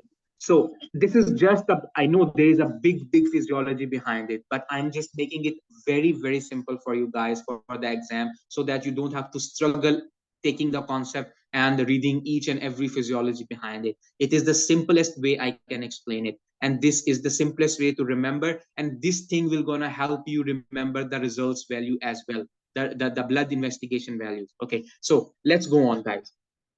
What will happen is that, of course, this fibrin which is being used here, and it is being degraded as well, right? So these fibrin products, they are being released in the body, in the blood as well. Okay, so remember this thing. So what will gonna happen is that, in DIC there is coagulation, okay, widespread clotting. I have already told you, and due to the results of widespread clotting, there will be resultant bleeding. This was the main concept I have given you, and this is what you have to remember. So coagulation, because of coagulation, there will be decreased anticoagulants, there will be decreased platelets and fibrin and fibrinogen, and due to that there will be bleeding. Okay, so what will happen? This is just a simple physiology. You have to read it yourself. I'm not going to go into details. I'm going to go into the basic and important part of it. Sepsis, trauma, obstetric complication, and malignancy. These are the major causes of DIC. And when you will get the scenario, either the patient will be having sepsis, either it will be trauma, it will be a female who is pregnant, and it will be a cancer. So guys, this is the important part. Diagnosis, how you will gonna diagnose it. So guys, the concept that I have already given you will help you in remembering that diagnosis and the blood value. So I have told you that all of the anticoagulants and all of the platelets have been utilized. Remember? So what will happen to the platelets in the blood? Platelets will gonna decrease. What will happen to the APTT, prothrombin time? These are the times which these are the factors in the blood which increase when there are no anticoagulants. Remember, in hemophilia there is factor there is a coagulant deficient, and due to that APTT is increased. So this is the reason, guys. Remember it conceptually so that you will not forget it, and it will help you. Platelets decreases because platelets are being used. APTT PT will increase because anticoagulants are being utilized here. Bleeding time will be increased because when there are no platelets will not be able to stop the bleeding, so the bleeding time will increase because it is bleeding. Platelets are not enough to come and stop it, so the bleeding time will increase. At the same time, there will be fibrin degradation products are increased. Why? I have already told you these clots, they will gonna break down. There will be thrombin, fibrin here in the clot will gonna break down, and this is why the fibrin degradation products will be high. And cystocytes are the broken red blood cells. Like if it is a red blood cell, if it is broken like this, it is called cystocytes. Why cystocytes are formed? It is because these clots, I told you, they will gonna get big. So when the blood will gonna flow from this, these clots will gonna break the red blood cells in the blood, and they will gonna be cystocytes. So that's why there are cystocytes, there are increased fibrinogen degradation products, there will be increase APTT, PT, and bleeding time and decrease platelet. Guys, this is very important, and I really want a response from you guys that did you understand it and does it make sense, and was it easy for you to understand the diagnosis and the results now or not? Answer me, please.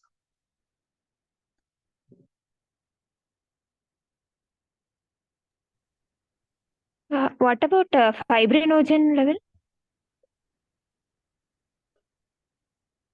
Hello. Yes, I'm hearing you. I'm hearing you, doctor. Sir, fibrinogen levels. The fibrinogen level will be decreased, okay, because fibrinogen is used to make the fibrin, okay, and if fibrinogen is used, so it is getting decreased, okay, but the fibrinogen degradation products, they are increased. Okay.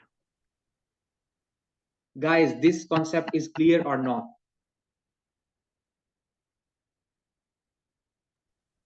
Yes, Yes, sir. Yes, sir. Great, thank you. So this table, it is important in a way that you have to memorize it, and there will be a lot of questions around this thing. So DIC, I have already told you. PT, APTT will be increased because anticoagulants, and factors are being utilized. Bleeding time will be increased because platelets are getting low and platelets counts are already low. So this will come in your exam like this. Results will be given and you will be asked what is the diagnosis. So DIC will be the diagnosis, guys. Next is sideroblastic anemia. Sideroblastic anemia. What actually happened in sideroblastic anemia? In sideroblastic anemia, RBCs are unable to make the hemoglobin. Okay, so because there is the hemoglobin is not formed, so the blood cells, they are sideroblastic. Okay, and they have increased amount of iron in them. Sideroblastic anemia. The cell, the red blood cell, they fail to make the hemoglobin is not formed. Because the hemoglobin is not being formed, the iron will gonna deposit in the cell, okay, and in the cells, and it will gonna change sideroblastic, okay. And wait, so the important thing to remember in sideroblastic anemia is that sideroblastic anemia, there will be increased iron stores because heme utilize iron, okay. To to to to to to form heme, iron is required. When heme is not being produced, iron will increase. So iron will increase in the cells, okay. At the same time, it will be red blood cells are not being produced, so there will be anemia. So what is the major thing to remember in this thing, and that will come in exam, is this: pyridoxine. Pyridoxine is the treatment for sideroblastic anemia. Okay, remember it, guys. This is going to come in exam. The management of patient with sideroblastic anemia, treatment of the underlying cause, then pyridoxine. How pyridoxine is help? Actually, pyridoxine help in the formation of hemoglobin. So once the hemoglobin it's a cofactor. So once hemoglobin is being formed, iron will gonna get utilized, and the cells will gonna get better in form and shape, and due to that, it will gonna be treated. So that's the reason, pyridoxine. So important thing to remember: increase iron stores and pyridoxine. So the next thing that we are going to read is thrombophilia. Okay, thrombophilia. What is thrombophilia? Guys, thrombophilias are of different types. The only important thrombophilias that you have to remember is, first of all, factor V Leiden, which is activated protein C resistance. How and what will gonna come from this thing, guys? The important thing in factor V Leiden, this resistance and this hemophilia, is that it is the most common cause of thrombophilia. In the question, you will gonna get which of the following is the most common thrombophilia. You have to select factor V Leiden. And remember, sometimes they will not gonna give the name factor V Leiden because everyone will gonna remember. They will gonna give activated protein C resistance. You will gonna say that I don't remember where I have read this. I don't know. It was factor 4, factor 5 Lydin, but how come it is? So guys, the other name for factor 5 Lydin is activated protein C resistance. So don't forget, if either you will gonna get this, but most of the time they will gonna make you confused by giving this name, activated protein C resistance. Okay. So what you have to remember in this thing is that the most common cause, wait a second please, this is the table I want to show you. The most common cause of thrombophilia, factor 5 Lydin heterozygous. Okay. And the most common cause of venous thromboembolism in hemophilia is antithrombin 3 deficiencies. That are the only two things that you have to remember in this topic. Most common cause of thromboembolism, antithrombin 3 deficiency. But most prevalent thrombophilia, factor 5 or protein C resistance. Guys, remember it, please. Remember it. These are two very important points you have to remember. Okay. Then what you have to remember more is that antithrombin 3 concentrate wait please wait yes, this one, antithrombin 3 deficiency. I told you that it is the most common cause of thromboembolism. Okay. So the other important thing that you have to remember is that it causes recurrent venous thrombosis. It causes recurrent venous thrombosis. Whereas if you will gonna look at the what you call it, if you will gonna look at protein antithrombin protein C deficiencies, sorry, Lydin 5, sorry. If you will gonna look at Lydin 5, you will read that this Lydin 5, it will gonna also cause a little bit of arterial thrombosis as well. But if in the scenario it is written that antithrombin 3 deficiencies, and it is antithrombin 3 deficiency, it will cause venous thrombosis, but a little very uncommon arterial thrombosis.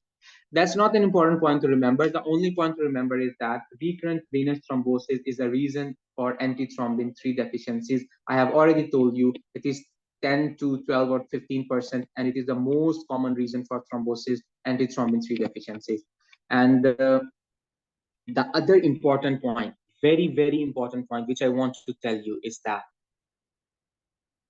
if a patient, the treatment for this is treatment for all of these hemophilias is the lifelong warfarinization.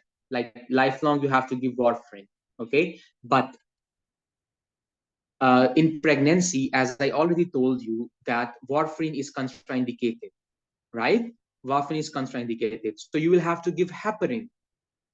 The question which you will gonna get in the exam is that there is a lady, she has a history of this antithrombin 3 deficiency, okay, and she's pregnant, and she is being treated with heparin.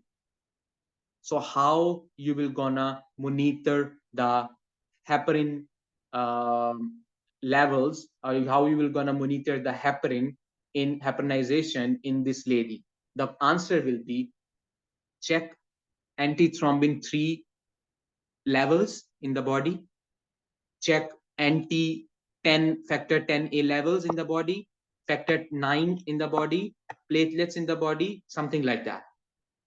Guys, the answer will be anti-10A levels. Anti-10A levels, okay, to make sure that the patient is adequately anticoagulant. Because the concept I'm trying to give you, that might be a little confusing for you guys, but I will make it clear right now. Heparin, what is the mechanism of heparin? The mechanism of heparin is that heparin actually inhibit antithrombin 3. Okay, so because there is deficiency of this enzyme here, so how you will gonna check in the blood about this heparinization that it is going well when the enzyme is already absent, right? So heparin actually blocks thrombin by activating antithrombin 3. So antithrombin 3 is already absent in the blood, so you cannot check the level of antithrombin 3, and it will not be the results, true results, because it is already deficient. So that's why you always measure anti-10A level in this condition. Guys, this point is very conceptual and very important, and most of you guys and all of the other candidates, they don't read it properly because they don't know the concept behind it. So that's why I'm telling you, antithrombin 3 deficiency in it is the level of 10A that is you will measure.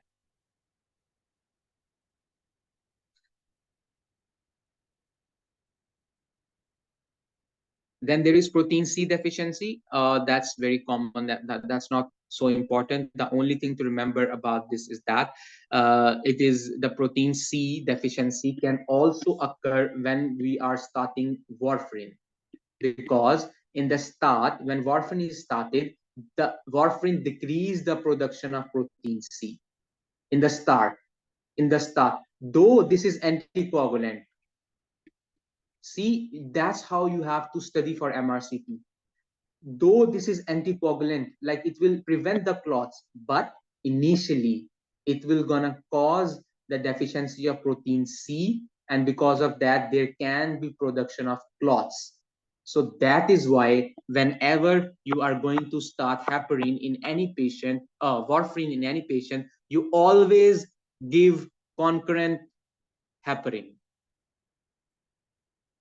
to prevent the coagulation. Okay, this is a very important concept. I really want you guys to understand it. Warfarin causes deficiency in protein C. Okay, and because warfarin when first started, it decreased the synthesis of protein C. Because of that, the procoagulant state, like the thrombus can be formed in the body. But to prevent this thing, what we usually do is that we give concurrent heparin in the start. But once a target INR is achieved, after 7 days, we stop the heparin because now the protein C has been started to make synthesize in the body again. Okay.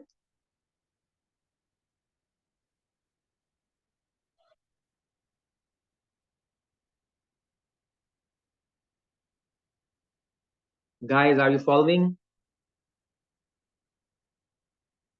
Yes. Everyone is following or not? Please tell Yes. me. Yes. Yes, we are. Yes. Yes. So guys, I'm telling you again and again that I'm just going and giving you a very, very brief and important overview, that these are the concepts, these are the things which you will be checked on. But all of these things will get clear when you will gonna go and do self-study. But still, if you feel anything, you can gonna ask us. But in this way, you are you will get to know your target, that what target you have to achieve and where you have to strike. Okay, and where you have to put more effort on. So antiphospholipid, the important thing in antiphospholipid syndrome is that there are spontaneous loss of fetus, spontaneous fetal loss. Okay, because it is a condition in which there are microthrombi are being produced. Okay, and the recurrent miscarriages will be one of the reasons, one of the complications of antiphospholipid. The important thing about antiphospholipid is its management. So in the management, always remember that we have to give low dose aspirin once the pregnancy is confirmed.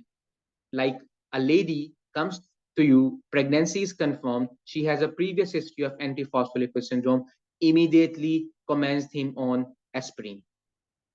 Then what will you do next? Then low molecular weight heparin once the fetal heart is seen on ultrasound. So when a lady will come, you will gonna start aspirin, and you did an ultrasound, and the heart rate of the baby can be seen on the ultrasound. Start him on low molecular weight heparin. Guys, this is how you will gonna be tested, and this is the concept. Immediately aspirin once the pregnancy is confirmed, low molecular weight heparin once the fetal heart is seen on ultrasound. Okay, the next thing is thrombocytosis. Thrombocytosis is actually high number of platelets. Uh, thrombo mean platelets, cytosis mean more number of cells. Okay, so there can be different causes for thrombocytosis. You will gonna read it later on, and you don't have to worry about that. Okay, malignancies, you will gonna read it. It can be because of these are the things that you can go on your own self. That's not important for me to go through it. Okay.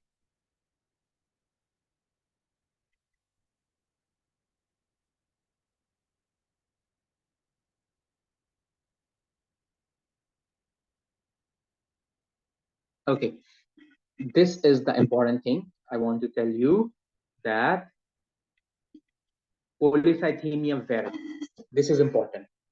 Polycythemia vera, what is polycythemia vera? In polycythemia vera, what happened is that RBCs are increased. Okay, at the same time there will be increase in neutrophil and platelets. Okay, guys, mostly we know that in polycythemia only RBCs are high, but remember, most of the candidates, they get confused when they see that in the scenario neutrophils and platelets are also high. So they will gonna rethink that I think it is not polycythemia. But don't worry, remember that in polycythemia vera, RBCs, neutrophils and platelets all are high. Okay, so what will happen is that the mutation is JAK2. This is the important point. JAK2 mutation, it is very important. What will happen is that when there will be large number of red blood cells, of course there will be hyperviscosity. Of course, when the patient will gonna get hot bath, very typical feature, when patient will gonna take hot bath, there will be pruritus. The patient will have itching because of the red blood cell, because of the hyperviscosity. Patient will gonna have splenomegaly. There will be hemorrhage. Okay, at the same time, plethoric appearance. Plethoric appearance means redness. Face and hands will be red. Plethoric. Okay, hypertension because red blood cells are increased, so that's why it is like that. uh, Erythrocyte sedimentation rate will be decreased, but leukocytic ALP is raised. This is important, guys. ESR will be low, but the leukocytic ALP will be high. Let me give you a concept here. What is leukocytic ALP? Always remember, whenever there will be increased production of white blood cells, WBC, ALP will be raised. The concept behind this is that in this, neutrophils are raised, right? So because there is increased production of neutrophils, ALP will automatically go up, and it shows that leukocytic ALP will be high. This is the concept behind it. Okay, then you can see that hemocrit will be, because red blood cells are more, so hemocritic will be high.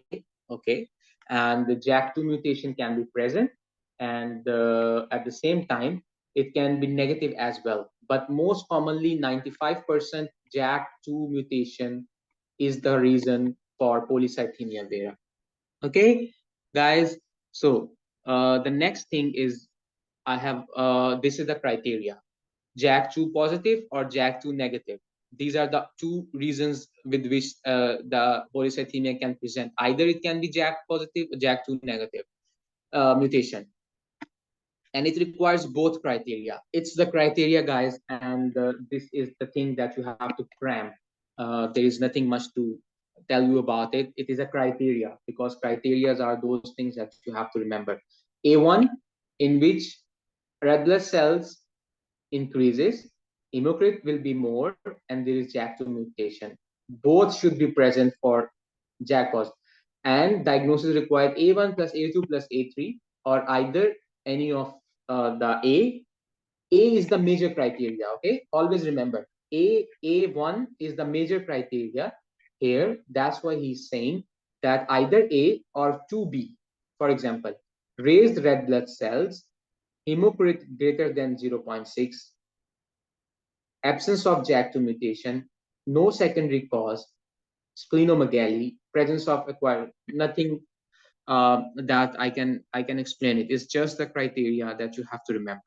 Okay, but let me make your life easy in a way that the only important thing that you have to remember is this one: JAK2 positive. Please remember this. This is important. JAK2 negative, it's not that important. It's not that important. What important is the management. Most of the candidates, they think that venesection is the only treatment for this. Let me tell you, venesection is the treatment, but aspirin is also the treatment. If he will going to ask you first line treatment, tell him venesection. Hydroxyurea, what hydroxyurea is doing is that it will going to decrease the production of RBC cells. Okay, that's how it will work. Phosphorus 32 therapy can also help it. So prognosis is important, guys. There are some diseases in which prognosis is important, and this is one of them. The prognosis is that 5 to 15% of the patients having polycythemia can be converted into myelofibrosis. 5 to 15% of the patient can be converted into acute leukemia. Okay, so this is the prognosis for it, and you have to remember it. Myeloma, we're gonna do it in the next session of oncology. At the same time, we're gonna do it. Okay, this one is important, guys. This one is very important because MCQs will gonna come to you. A patient who has got trauma and splenectomy was done, and in splenectomy you have to read that if there is hyposplenism, what will be the blood picture. This will be the blood picture: target cells, Alveoli bodies and peripheral bodies, siderotic granules, and acanthocytes. If it is iron deficiency, it will be target cells, it will be pencils, pictocytes. These are the blood pictures that you have to remember. This will come in exam, especially this hyposplenism. It is very important. It will gonna come in the exam. Okay, so guys, this is a table in which the appearance as well as the condition and the abnormality of the cell is written. Like for example, target cells. These are the condition in which target cells will be seen. So you have to cram it. You have to cram it and memorize it because it will gonna come in exam. For example, he will be saying that a blood picture was given and it shows basophilic stippling. What can be the reason? And there will be a little bit of other what you call it, the little bit of other scenario. Like for example, uh, in lead poisoning, there will be exposure to the lead, old home, old hostel, or renovation going on. Okay, thalassemia, they will say that family history of a blood disease. At the same time, the baby has a splenomegaly, sideroblastic anemia. I already told you that there on the blood film, sideroblastic cells can be seen. Okay, like that. So it will be basophilic stiffening. Okay, hyposplenism, Alveoli bodies will be seen. Okay, so that's how they will gonna ask you the question for this thing. You have to remember it. Hinge bodies, blood film was done, hinge body is found. What is the likely diagnosis? G6PD deficiency. Drug-induced cytopenia, important, guys, important. In part 1 it is important. I told you they will gonna check some of your basic knowledge. In basic knowledge, they will gonna ask you, they will gonna give you some drugs, and they will gonna ask you which one of the following is not a cause of pancytopenia, which one of the following is a cause of pancytopenia. Okay, so this is how you will have to read it, and this is how you will get the question from this thing, and you have to remember it, that what are the drugs which can cause thrombocytopenia. So most of the drugs that are complex drugs, that are not good to hear, listen, they are the one that are causing thrombocytopenia. Okay, trimethoprim, chloramphenicol cause bone marrow depression. That's why it's called pancytopenia. Gold, penicillamine, okay, and carbamazole can cause granulocytosis and pancytopenia. Anti-epileptic carbamazepine is a very important. It's a very important question. Carbamazepine can cause pancytopenia, and at the same time, sulfonylurea, sulbutamide, is the reason for pancytopenia. In this is very important. Carbamazepine is a reason for pancytopenia. It is very frequently asked. Okay, and I hope that you all know what is pancytopenia. Pan mean all, cytopenia mean decrease in cell. It means that the red blood cells are low, white blood cells are low, platelets are low, everything is low. That is what it is called, pancytopenia.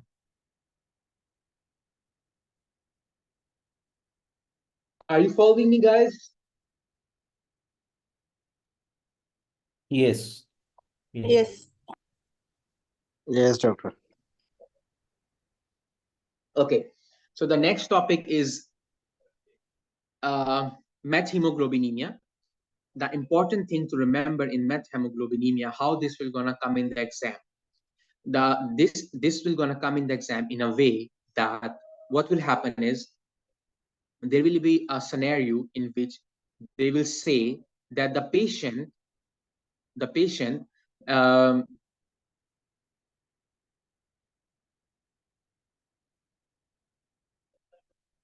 the patient presented to you with complaints of dyspnea. The patient has change in skin color. His color will be chocolate like. Okay, there will be cyanosis. Okay, at the same time they will gonna tell you that they have checked the oxygen saturation with the help of pulse oximeter, and the oxygen saturation is decreased. Because the oxygen saturation was decreased, so they did ABGs, and when they did ABGs, there was normal level of oxygen in the blood. What is the likely diagnosis, or what is the first line of management you will gonna get for this patient? This is how it will gonna come in the exam. The catching point will be that the pulse oximetry oxygen saturation will be low, but on ABGs the blood levels oxygen will be normal. That's the most important catching point there. Normal O2 but decreased oxygen saturation. Chocolate cyanosis, dyspnea. So let me explain it to you guys. Let me explain it to you. Don't worry.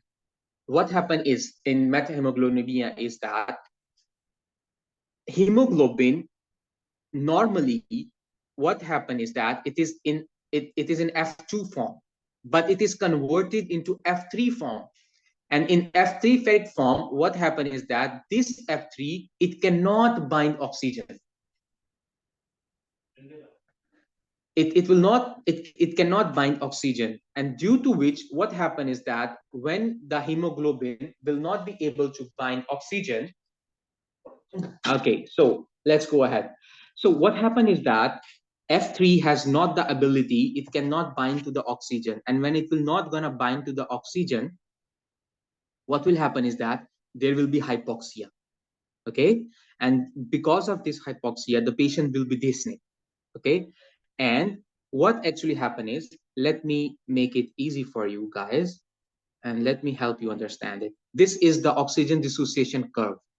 What happened is that if you will gonna see, you can see that on the horizontal axis it is oxygen saturation, right? Sorry. Okay, so on the horizontal axis it is hemoglobin saturation, and on the vertical it is oxygen level. So what will happen is that actually the screen. Okay, So what happened is that this red one, it is a normal one. Okay, this red one, it is the normal one. This red one, it is a normal one. What happened is that in methemoglobinemia, the oxygen, it will the curve will gonna move to the left. Why it will gonna move to the left? Because the oxygen affinity is more of increase oxygen affinity, so decrease oxygen unloading. It means that we have read it here. We have read it here. Wait, we have read it here that it cannot bind to the oxygen, right? So it will gonna give more oxygen to the tissues when it has not the capacity to bind. So that is the reason when you will get the oxygen saturation on pulse oximeter, it will be low, but in the tissue level, oxygen will be normal because it has a low affinity with the oxygen to bind it. That's why it will gonna release oxygen more. More oxygen will be released to the tissue, right? I hope that makes sense to you guys. Yes, doctor. Guys, can you understand me or not? Yes, we can. Doctor. Only one candidate can understand me. What about the others? Yes, doctor, we can. Yes, doctor. Yes. Okay, okay. Anyone has any confusion? No, thank you. No, not till now. Thank you.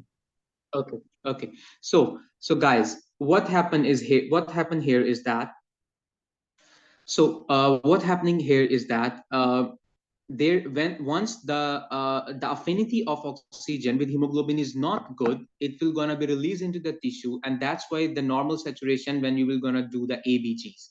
Okay, and the mechanism is this, regulated by NADH methemoglobin reductase. It is just biochemistry. You have to memorize this thing. It is a chart which you have to remember. NADH transfers the electron to methemoglobin, and that is why it is reduced to methemoglobin. So this is the mechanism behind it. I don't have much things to explain in it. You have to just memorize it, because what you will gonna get in the MCQs is that they will gonna ask you about the mechanism. They can ask you, okay, how is it is regulated. So NADH methemoglobin reductase is the enzyme which is regulating it. Okay. Then there can be some drugs which can cause methemoglobinemia, okay, which includes these, and you have to remember these things. And the important thing that you will gonna remember, which will gonna come in the exam, in the MCQ, is the causes. What can be the cause? Amyl nitrile, aniline dyes. These are the two important things that they will gonna ask you. What are the causes of methemoglobin? These are the two major causes. Okay, and the other important thing that they will gonna ask you is what is the management of methemoglobinemia. So meth, it is methemoglobinemia, and it is methylene blue. Remember it like that. MET, methemoglobinemia, and methylene blue is the treatment for methemoglobin. Okay, so the next topic, paroxysmal nocturnal hemoglobinuria. The only thing that you have to remember in this condition is that if a patient is having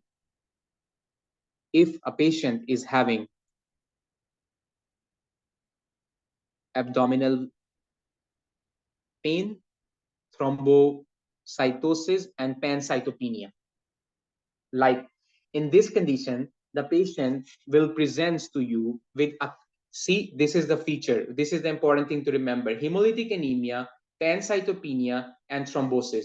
The abdominal pain, it can be because of the thrombosis. There can be stroke. There can be the abdominal pain because of the mesenteric ischemia or mesenteric colitis. Okay, so these three things, if you will gonna find in your scenario: hemolytic anemia, pancytopenia, and venous thrombosis. It is paroxysmal nocturnal hemoglobinuria. What else it will be written in the stem? What else it will be written in the stem?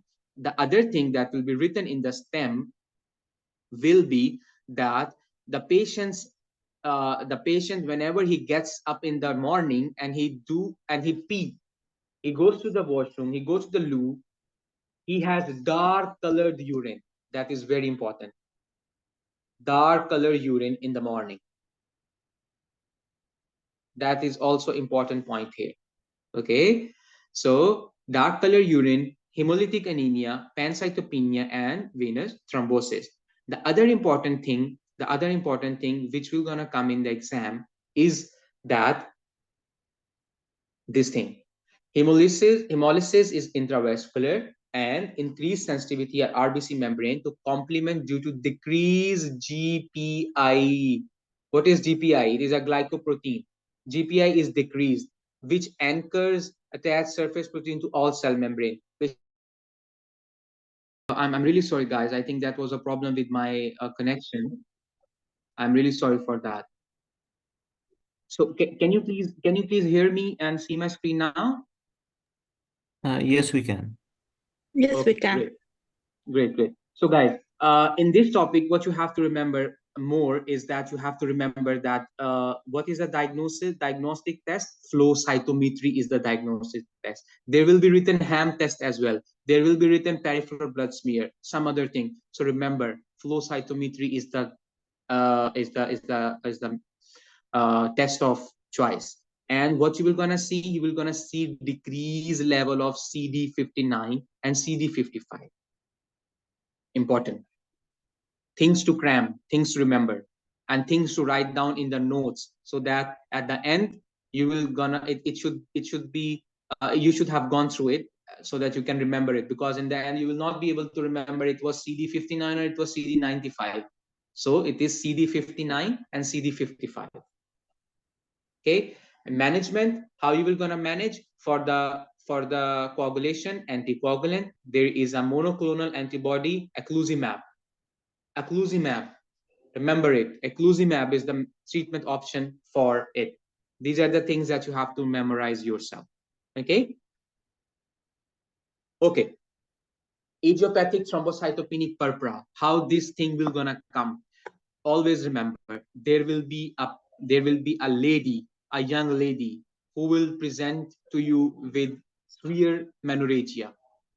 Patient will present to you with severe menorrhagia, and when they will gonna investigate the patient, and when they will gonna see that what can be the reason for it, what can be the reason. So they will see that there will be megakaryocytes in the marrow. It will be written for you guys there that everything is normal, every test, everything is normal. Okay, but the patient is having this problem of it will be a young lady and she will be having this problem of menorrhagia. Always the scenario most of the time will gonna come like this. The other question that will gonna come from here is that what are the antibodies, that are directed against the glycoprotein or complex. So this is the reason that the antibodies will be directed against glycoprotein 2b, 3a, or 1b complex. Antibodies are directed against this. So this will be written glycoprotein 2b, 3a, or 1b complex. So you will have to take this. Okay. There will be menorrhagia, rash, and bleeding. I told you it is a very typical presentation. Young female, no other abnormality, just menorrhagia. So it is ITP. Okay. And young, see, it is seen in children. Okay. And it can be after infection or vaccination. Okay. And more commonly in young middle-aged women. More common in young middle-aged women. So remember, this is how this topic will gonna present. Okay. So what is the investigation? Antiplatelets, autoantibodies. investigation of choice, usually IgG. Guys, these are the things that you have to remember. There is nothing much to tell you about it. These are just the things and just the questions I'm telling you that this can come like this. So antiplatelets are the things that can that antibodies are the things that you have to check and investigate. The other important thing is that how you will gonna treat, how you will gonna treat it. So always remember, oral prednisolone, 80% of the patient respond to it. First line of treatment. First line of treatment is prednisolone, guys. First line of treatment is prednisolone. Next is splenectomy. Only if platelets are less than 30 after 30 months of steroid therapies. So guys, they will gonna ask you, a lady has recently been diagnosed with ITP. What is that? What will be the plan of management? You will say oral prednisolone. If they will say oral prednisolone has been given for more than 3 months, platelets are less than 30, what is the management? Splenectomy. Guys, this is how it will gonna come in exam. This is how you have to focus on each topic, specific things that what will gonna come. Okay, or maybe they will gonna say what is the treatment option for ITP. Down there they will write IV immunoglobulins, they will write plasma phases, they will write dialysis, and they will write antibiotic. So you will have to select IV immunoglobulins. See, IV immunoglobulins. Always remember all the treatment options. You will be asked on any one of it, guys. Any one of it. Right? So there is an other option, immunosuppressive drugs. Cyclophosphamide can be used. So this is how this topic can come in the exam. Next is thrombocytopenic purpura. Guys, always remember, I in the start I told you that once you are reading the stem, you are reading the scenario, you are reading the question, most of the time, if you know what is the presentation, how the patient will present, you will gonna pick that question immediately without any confusion. Like I told you previously, in paroxysmal nocturnal hemoglobinuria, if you will gonna see a lady or a boy who has presented to you and he is having dark color urine and he is complaining of abdominal pain, and on investigation there will be decreased hemoglobin, which will be showing hemolytic anemia, abdominal pain will be showing thrombosis. At the same time, there is pancytopenia, platelets are low, white blood cells are low. What is the diagnosis? So PNH is a diagnosis. Similarly, if you will see thrombotic thrombocytopenic purpura, TTP, always remember few things. First of all, TTP, how you will be differentiating TTP from HUS. Very confusing questions in part 1. TTP is thrombotic thrombocytopenic purpura, and HUS is hemolytic uremic syndrome, which one get after E. coli infection, eating hamburger, or it can also the other type. So remember, guys, these two will have the same presentation. The renal test will be deranged. Here, renal test will be deranged as well. Patient will be having pyrexia. Patient can have pyrexia, which is called fever. Patient can have thrombocytopenia. Patient can have thrombocytopenia. And at the same time, there will be hemolytic anemia here as well here. So what makes the difference? What will be the differentiating point in both of them? The only differentiating point will be that in TTP, there will be neurological features. Remember it, guys. Remember it. Very important point. Neurological features. What does it mean? Let me give you an example. There will be a scenario. It will be saying a patient presented to you with fever. Patient presented to you with fever. He has weakness of left side of the body. blah, blah, blah, blah, blah. Investigation done. Hemoglobin low. Peripheral blood smear shows cystiocytes, which is broken red blood cell, which represents hemolytic anemia. So guys, you will close your eyes and you will select TTP because there is the neurological symptom, weakness of left side of the body, stroke. If there is stroke, if there is confusion, if there is altered sensorium, if there is altered speech, something related to neurology, close your eyes and select TTP. But if everything is given, but neurological symptoms are not given, and in the option you can see TTP as well as HUS, hemolytic uremic syndrome, go and select HUS because there are no neurological features. Okay, guys, did you follow my point? Yes. Yes, sir, we did. Yes. Clear. Great, great. So can you please guys tell me, am I making sense to you or am I making things easy for you or not? Yes, definitely you are, sir. Yes, doctor. Because I really Yes. need your feedback that if Yes, this thing yes, is yes. helping you out or not. It's really helpful. Great. So once you will be reading the scenario, let me tell you that they will not give you typical scenarios like you will see E. coli infection and eating of hamburger. Everyone will gonna know that it is HUS. They will not gonna give you questions like that.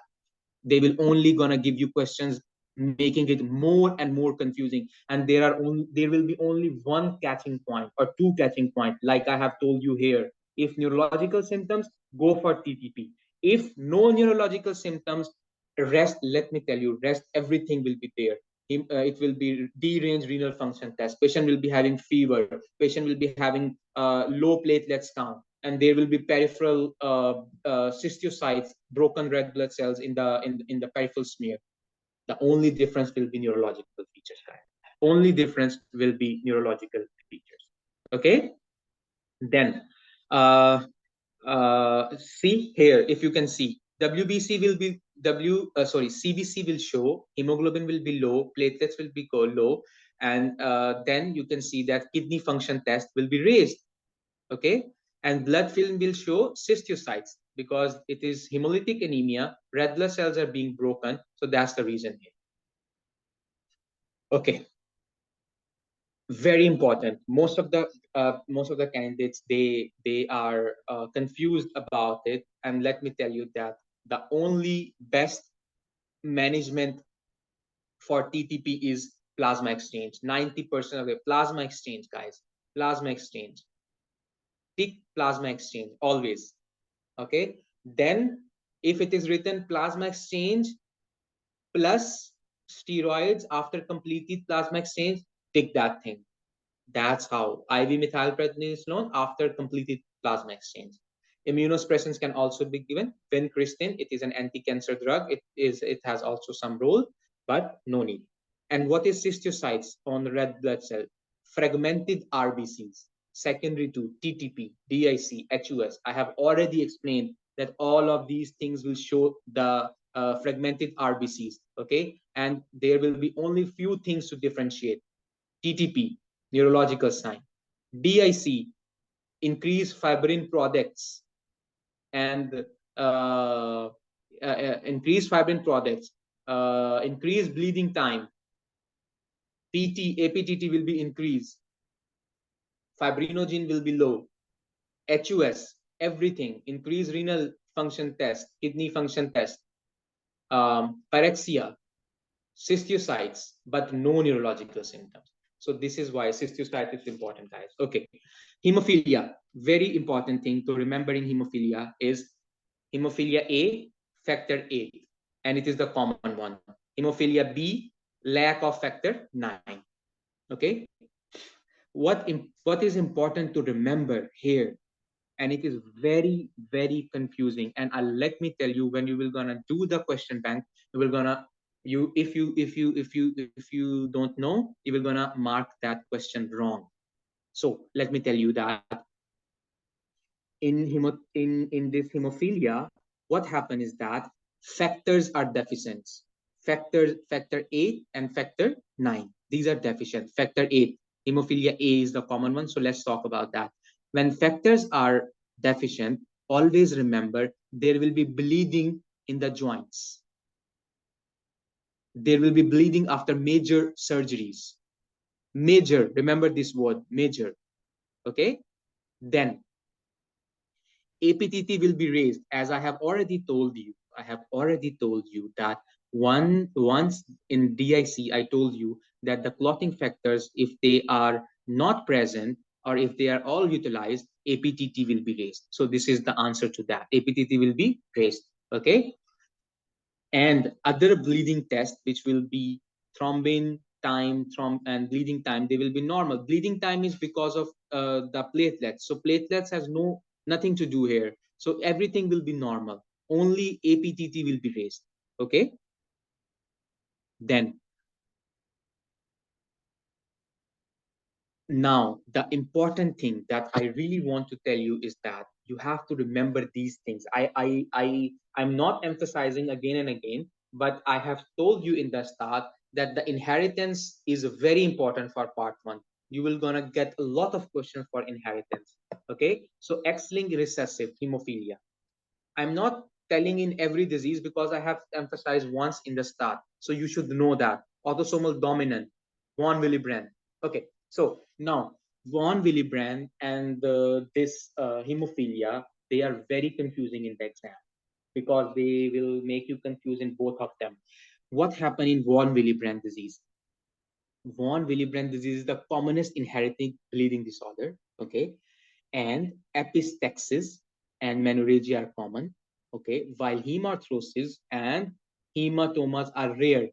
So guys, let me tell you that in the exam, to make you confused, what they will gonna do is that they will gonna give you that a patient is there for you. This happened, and he has hemarthrosis. So you will gonna select hemophilia because I have told you that hemophilia in hemophilia there is bleeding in the joints. But guys, that's not a hard and fast rule. Arthrosis, hemarthrosis can also come in von Willebrand disease. The only difference you will gonna get is by looking at the laboratory results, blood results. Once you will see the blood results, only then you will gonna differentiate these two things, because it's very confusing in the exam, and you will gonna see it when you will gonna solve the question. So guys, what is the mechanism behind pathophysiology behind von Willebrand disease? In von Willebrand disease, what happened is that the von Willebrand disease, it is actually wait, where I am. Okay, so what is the mechanism of action of von Willebrand factor? In von Willebrand, it is a large glycoprotein which form massive multimers, promotes platelets adhesion. Okay, if there is a vessel and there is a damage, I told you that platelets will gonna come and cover it up. So this von Willebrand factor, it helps in the adherence of platelets. Okay, so this is the pathophysiology. If von Willebrand factor is absent, adhesion will not happen. Once adhesion is not there, the patient will gonna bleed because there will no clot formation. That's the pathophysiology behind it, guys. Now, the most important thing that I want to tell is that von Willebrand multimer, it carries molecule for factor 8. Always remember, factor 8, which is responsible for hemophilia A, is present on von Willebrand. Okay, so the concept will come in a bit. Wait, why I'm emphasizing on it, I'm gonna tell you. Okay, so there are types of von Willebrand. Type 1, 80% patient, nothing much to, you can read it yourself, that's not much important. What important is that investigations. What important is investigation. How I'm gonna let me tell you how it is important. So how the patient will gonna present to you. common excessive mucocutaneous bleeding, bruising, in the absence of trauma and menorrhagia in female. So guys, the scenario will gonna come, a guy went to the dentist to get his teeth extracted. After extraction, patient's bleeding is not getting stopped. Blood results, this. So how you will gonna interpret the blood results, guys? As I have already told you, that there is abnormality of platelet adherence. Platelets will not gonna adhere, so the bleeding time will increase. Guys, read it conceptually so that you can remember it. Don't cram it, because in the real exam, if you have the concept, you will not gonna fail. If you will not have the concept, there will be so much confusion that you will not remember what was the answer. So von Willebrand helps in platelet adherence. When von Willebrand is absent, adhesion will not be there, and in here adhesion will not be there, so the bleeding time will increase. Okay, platelets will not stop the bleeding and the bleeding time will increase. Increase APTT. So guys, this is what I was telling you, that this one and hemophilias are very confusing, because APTT was raised in hemophilia, only APTT. But remember here, APTT as well as bleeding time are increased. Why APTT is raised? I already told you that von Willebrand factors, they carry factor 8. So when von Willebrand factor is not present, factor 8 will also not be carried by von Willebrand factor, and it will not be present. That is the reason the patient will be having increased APTT. So guys, does that make sense? Yes. Did you follow my point? It is a very important point. Yes, we did. Thank you. Great, great. So, and at the same time, von Willebrand is not present, so factor 8 level will also be low. So this is how you will gonna interpret the results of the investigations, guys. For bleeding, tranexamic acid will be given. At the same time, the most important thing is desmopressin. Treatment of choice, desmopressin for von Willebrand. What von Willebrand desmopressin do? It increase the release of von Willebrand factor from the endothelial cells. Okay. So how this question will gonna come to you? The question will be like, guy who has a von Willebrand disease comes to the dentist for the teeth extraction. What will you gonna do for the patient? What you will gonna do? You will gonna give the desmopressin injection to the patient, so that von Willebrand factor is released and he does not have bleeding from the teeth.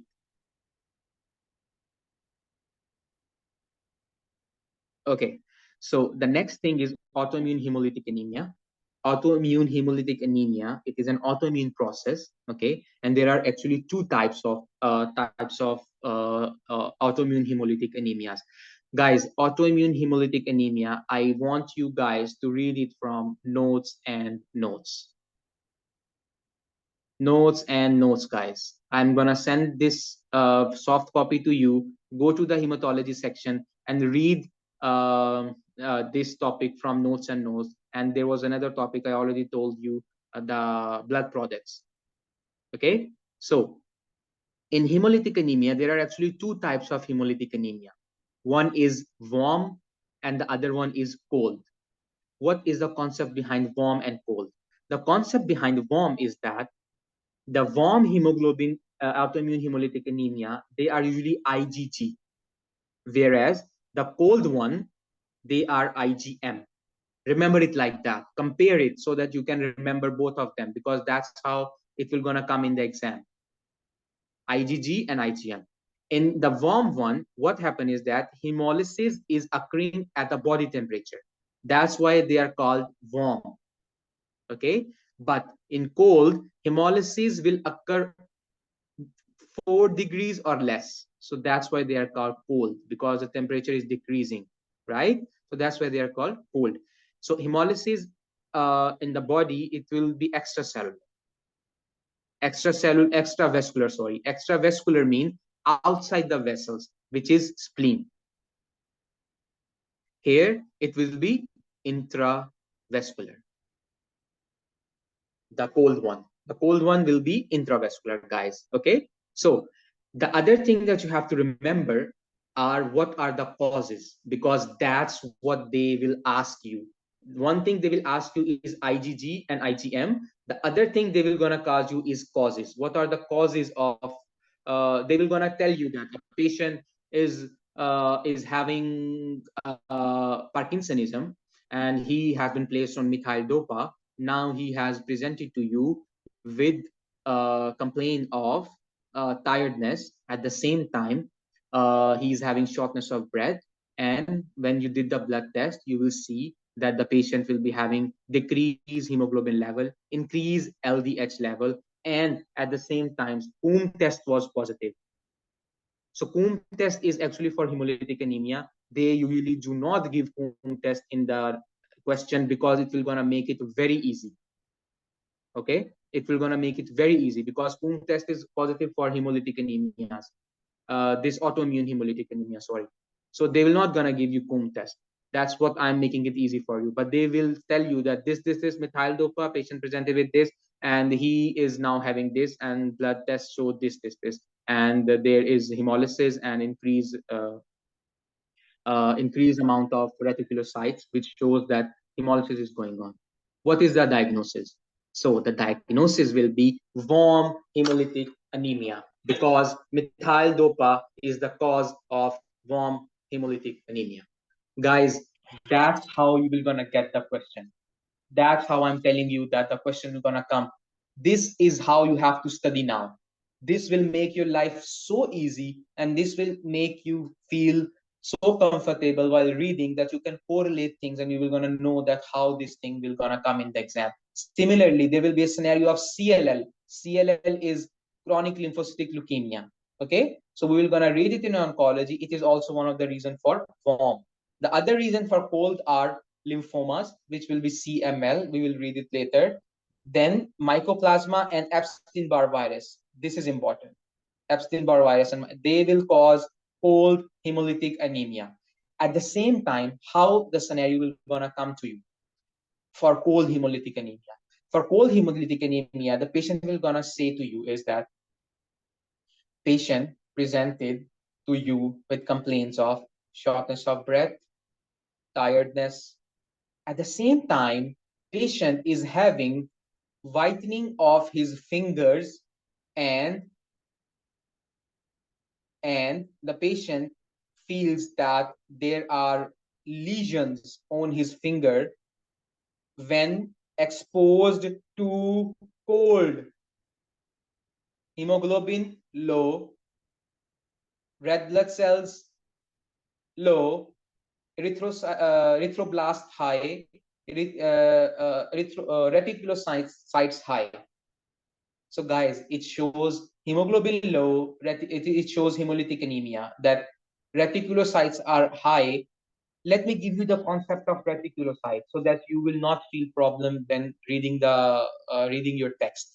Reticulocytes are always high when there is increased production of red blood cells, because the blood cells are being broken. Bone marrow will automatically increase the production of cells, so that's why reticulocytes will go high. And LDH also shows the hemolysis. If LDH is raised, it will show hemolysis. Okay, so guys, this is the concept. And the cold hemolysis, the patient will the cold autoimmune hemolytic anemia patient will have Raynaud's and acrocyanosis. That's what I have explained here. Whitening of the fingers and lesions on the fingers when exposed to cold. So when the patient is exposed to cold, hemolytic anemia occur, which is cold autoimmune hemolytic anemia, guys. Okay, so this is what you will gonna read yourself. It's not that important. G6PD deficiency. G6PD deficiency, that you have to remember is it is a X-linked recessive disorder. The other thing that you have to remember is decreased G6PD will lead to decreased glutathione. The mechanism of action is important in this disease because decreased G6PD will decrease glutathione. Due to decreased glutathione, the cells will not be able to bear the stress, and the RBC susceptibility to oxidative stress is reduced, and they will be under stress. Because of that, they will break down. They will break down. Okay, so whenever there is breakdown of red blood cell, there is jaundice, there is hemolysis, gallstones can be produced, and it is a feature of hemolysis. Splenomegaly will be there because it is a extracellular hemolysis. Okay, and a very important thing, Hinge bodies. I have already told you that Hinge bodies are pathogenomic of G6PD.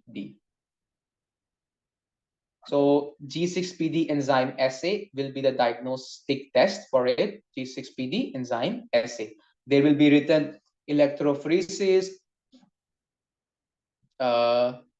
osmotic fragility test, G6PD enzyme assay. So you will gonna select G6PD enzyme assay. This is how the question is gonna come in the exam. The other important thing is that this is important. You have to cram it. It will gonna come definitely, guys. Let me make it clear for you guys so you will not get confused. So guys, this is very important for you, this thing. Drugs which cause hemolysis, drugs that are safe, because they will gonna ask you which of the following is the drug causing hemolysis in G6PD, which of the following drug is safe. Cram it, please, cram it. You have to cram this thing. This is important. Okay, so now there will always be importance for the differentiation between G6PD and hereditary spherocytosis. G6PD is an X-linked, whereas hereditary spherocytosis is an autosomal dominant. Okay, ethnicity is important. It is in African Mediterranean descent, and this one is not. So, what is the difference is that? But the difference is that hereditary spherocytosis, splenomegaly will be very common. Okay, at the same time, the cells will be spherocytes like this, spherocytes, and from center, pallor. No hemoglobin in the center. Okay, it will be spherocytes. Erythrocytes are always oval, remember that. But in spherocytosis, sphere, they will be spherical. But in the G6PD, there will be hinge bodies. Okay, and in G6PD deficiency, the test will be this one, enzyme activity, enzyme assay. This is wrong. Don't follow this, please. Don't follow this. Osmotic fragility test was the drug test of choice before, but now it is not. We will gonna read it. Wait a second. This is it.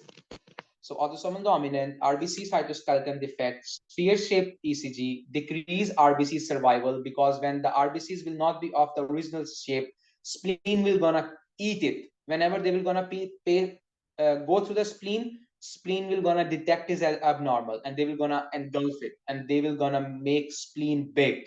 That's why the reason is splenomegaly. And hemolysis, that's why jaundice, that's why gallstones. Okay, this is very important, guys. Very important line. Very, very important line. It will gonna definitely come in the MCQs. Whenever a patient is having when hereditary spherocytosis, there will be a question. A guy presented to you with he has a history of hereditary spherocytosis. Suddenly,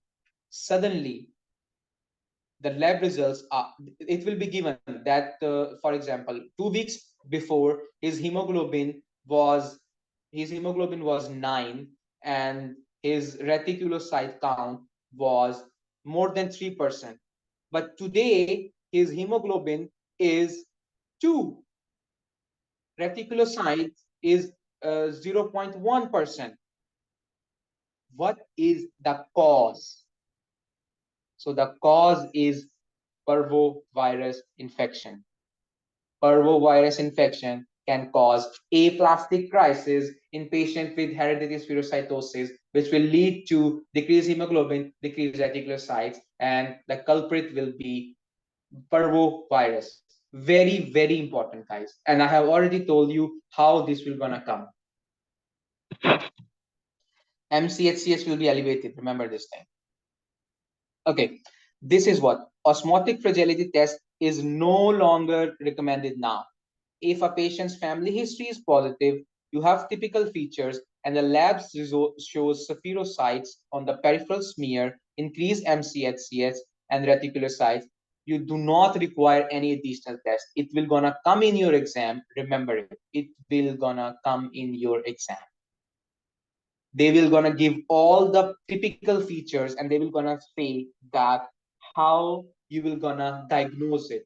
In the options, it will be written no further diagnosis required. It will be written osmotic fragility test. It will be written EMA, eosine 5 melinamide test. Which of the following is the answer? The answer will be no further testing required, because the patient has typical symptoms of family history, typical features, and labs. Remember, guys, if no further testing is required, you will gonna select EMA. If that diagnosis is equivocal, you will gonna select chirohemolysis test or EMA. The mostly the option will be EMA. So guys, this is how you will gonna solve this thing, and this is how this will happen. Okay, chiroglobinemia we will be doing in the oncology. Sickle cell anemia, guys. We have already been studying about sickle cell anemia. There is nothing much to say about sickle cell anemia. The only thing is that it is autosomal recessive, and the abnormal chain is HBS. Okay, at the same time, we will gonna say is that the patient will not be, the baby will be asymptomatic till 4 to 6 months, and suddenly he will develop sickle cell. Why? What is the reason? The reason is that because up till 4 to 6 months, baby will have fetal hemoglobin. Due to fetal hemoglobin, it will not be expressed in the body. But once he will be, after 6 months, the patient will have sickle cell, because it will be replaced by the abnormal HbA. So guys, this thing is important. It will gonna make your concept clear. HbA is normal. HbAs is a trait, not the symptomatic, but the asymptomatic. HbSC, moderate sickle cell anemia. And HbSS is the severe sickle cell disease. So what happened is that the glutamate is substituted by valine. We all know that. We have read it multiple times. Okay? And this HbS is having a low affinity with hemoglobin. It does not dissolve, and because of it, it's called hypoxia. Okay? So what is the investigation of choice? Hemoglobin electrophoresis is the investigation of choice. This is important. This is very important. Due to sickle cell, there are certain crises. So what will happen is that thrombotic crisis. In thrombotic crisis, what happens is that if a patient is having infection, any stress on the patient, what will happen is that there will be accumulation of sickle cells in different in different organs and in different part of the body. Okay, which can cause thrombosis, due to which the patient can have avascular necrosis, hand and foot syndrome, legs, they can go anywhere, thrombotic crisis. Okay, then there is sequestration crisis.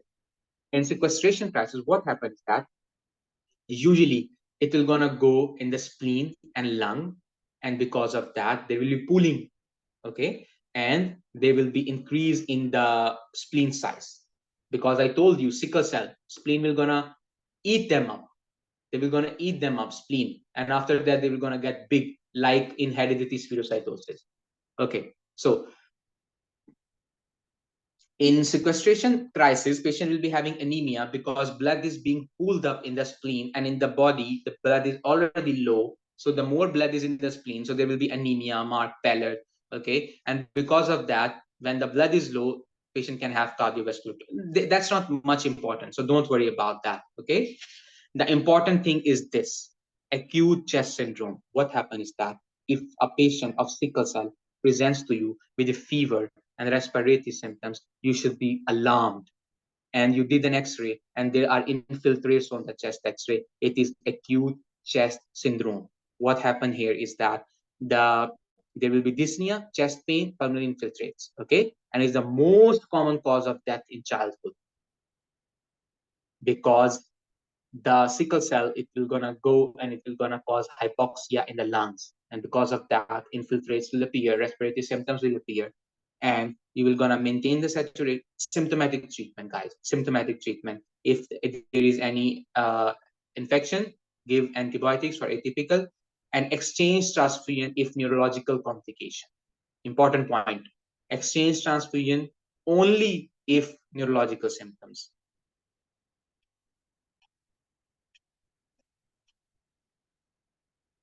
So these two are important to differentiate with, guys. These two are important to differentiate with. Aplastic crisis and hemolytic crisis. In aplastic crisis, what happens is that it is caused by infection with parvovirus.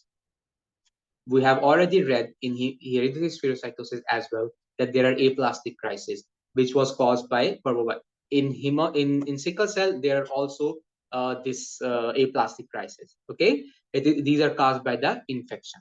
Okay, from parvovirus. What will happen is that aplastic mean bone marrow has stopped making everything. A mean zero. Plastic, everything is finished. Halas, everything is finished. So what happened here is that there will be sudden fall in hemoglobin because red blood cells are not being made. Okay, decrease reticulocytes because bone marrow has stopped functioning. There is no positive feedback mechanism to make more red blood cells because bone marrow is dead. That's what it is called, aplastic crisis. And this is what differentiate it from hemolytic crisis, guys. Because in hemolytic crisis, bone marrow will be active. Red blood cells are being broken down, but reticulocytes count will be high because bone marrow is fine. That's why in bone marrow, in aplastic crisis, reticulocytes count will be low. That's the differentiating feature, and that's you will gonna get in the exam.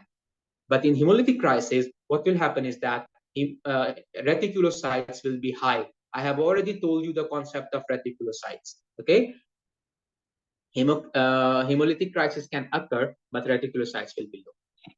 What will be the management? Hydroxyurea is the first line of management. Remember it, hydroxyurea.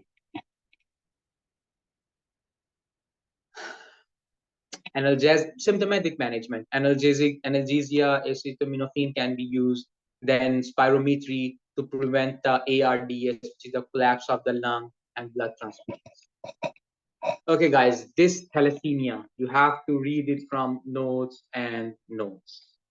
It is not enough here. You have to read it from notes and notes. Very important topic. Very important, very confusing topic. And you will gonna get MCQs from it 110%. So please read it from notes and notes. You have already read about this thalassemia in your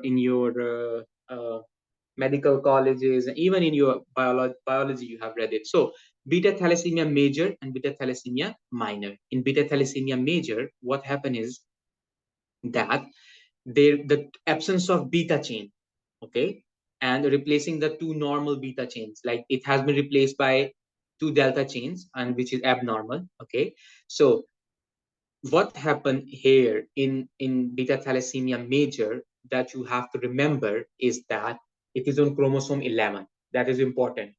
Memorize it. It's gonna come. Chromosome 11. Okay, and this thing is, it will be MCV, microcytic anemia will be there. Okay, and wait a second, it is not going. Yeah, it's going down. Okay, so what happened will be here is that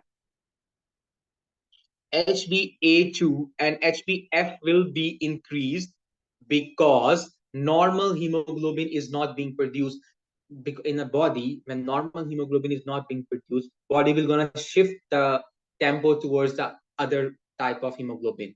If normal hemoglobin is not being produced in the body, HbA, then fetal hemoglobin and HbA2 will be increased. Okay, so this is the normal one. It is absent. What will happen is that HbA2 and fetal hemoglobin will gonna be increased. Okay, guys, when you will gonna read it from notes and notes, your concept will be more clear about this because it is not written enough. That's why I'm recommending you to read it from notes and notes.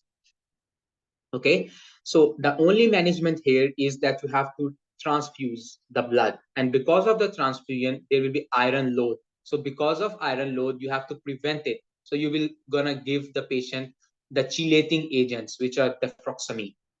Remember it. Okay, and the other thing is thalassemia trait. In thalassemia trait, what will be the scenario? The scenario will be there is a lady who presented to you with he went to his GP. His GP did his test, and it shows hemoglobin. It shows decrease hemoglobin, decrease MCV. Okay, and it will also tell you that, but the lady has no symptoms, and he has a history of a blood disorder. So guys, this will be beta thalassemia trait. Always remember this scenario will gonna come like this. Lady with no symptom, but hemoglobin is low. It will be microcytic anemia. MCV will also be low, but patient will be asymptomatic and no symptom and history of most of the time they will not gonna tell you that history of family disease because it will gonna make your life easy. They don't want to make your life easy. They only want to make it tough. So this is how you will gonna make your own life easy by remembering how this question will gonna come. Okay, so it will be hypokremic microcytic anemia. Okay, and it will be in a family history. Okay, macrocytic anemia, you already know the causes. No need to explain, nothing important about it. Vitamin B12 deficiency, nothing much to tell about. The only thing that will come from it is where is it absorbed? Terminal ileum. Guys, remember it. This is important thing. This is what, where is most of the vitamin B12 absorbed? Actively absorbed in terminal ileum. Okay? Okay, and the other thing that will gonna come in from here will be the um, will be the yeah, this one, pernicious anemia. Investigation of pernicious anemia. Investigation for pernicious anemia, there are two things: anti-gastric parietal cell antibodies and anti-intrinsic factor antibodies. So 90% of the patient with pernicious anemia will have this, and it will be only 50%. Okay, so if they will gonna ask you more sensitive, you will tell anti-gastric. If they're more specific, you will gonna tell an intrinsic factor. Please remember these words. That's why you will gonna answer wrong, and then you will think that why I didn't I think that I did the question right, but why it was marked wrong? This is the reason, because you haven't read it properly. Is it written more specific or is it written more sensitive? Okay, so management, that's not very important. Like that, it's important, but that's nothing. There's nothing that I have to tell you about it. The only thing you have to memorize is intramuscular hydroxycobalamin. Okay, guys, this is important. This is important. Porphyrias. Porphyrias are very, very important. Porphyrias are very, very important, guys. Okay, so let me help you with this. Porphyrias are of three types. Okay, porphyria is basically when there is abnormality in the synthesis of hemoglobin. There is a chain of production of hemoglobin. Okay, once that chain is disrupted and the enzymes are absent, they will gonna cause porphyrias. That is what porphyrias mean. The most common is acute intermittent porphyria. In acute intermittent porphyria, remember, very favorite question, porphyrias are autosomal dominant. Very, very favorite. Okay. Then what enzyme is deficient in acute intermittent porphyria? Always remember, acute intermittent porphyria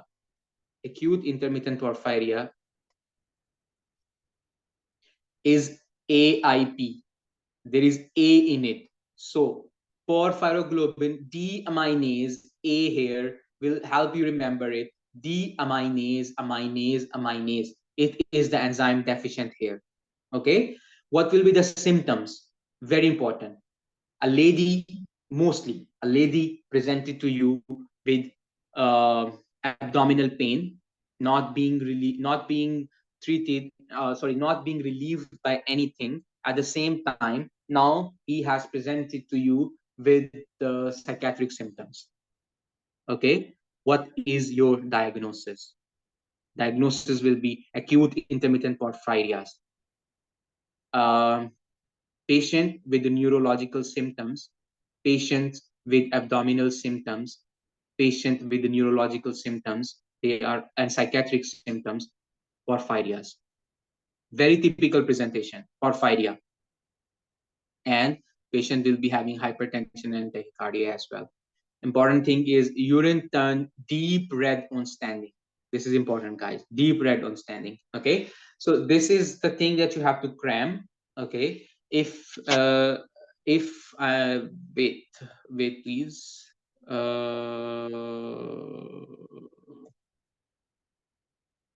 If I'm gonna show you guys, yeah, this one. So this is the synthesis of hemoglobin, guys. Okay, this is the synthesis of hemoglobin. This is the first step, and in first step, this is the enzyme being used. Okay, this, wait, let me tell you. So this is the enzyme. This is the enzyme being used. Okay, so if you can see that in one, you can see that there is this one amino levulinate synthesis. Okay, similarly, if you want to see that type 3, step 3, you will see 4-phyroglobulin deaminase. So when there is a decrease, there is disruption or there is a deficiency of this enzyme, it will gonna cause acute intermittent porphyria. You can see on step 3. Okay, so you can search on Google this heme synthesis pathway, and it will gonna make your life easy because you will read it with concept, and then you will gonna see that what is deficient, and because of the deficiency, there will be increase in the levels of porphyrogenians in the blood. Okay, because the process is not going further, and they will gonna go and accumulate in the body because they are getting accumulated. So that's the reason. Okay, that's how you will gonna study it.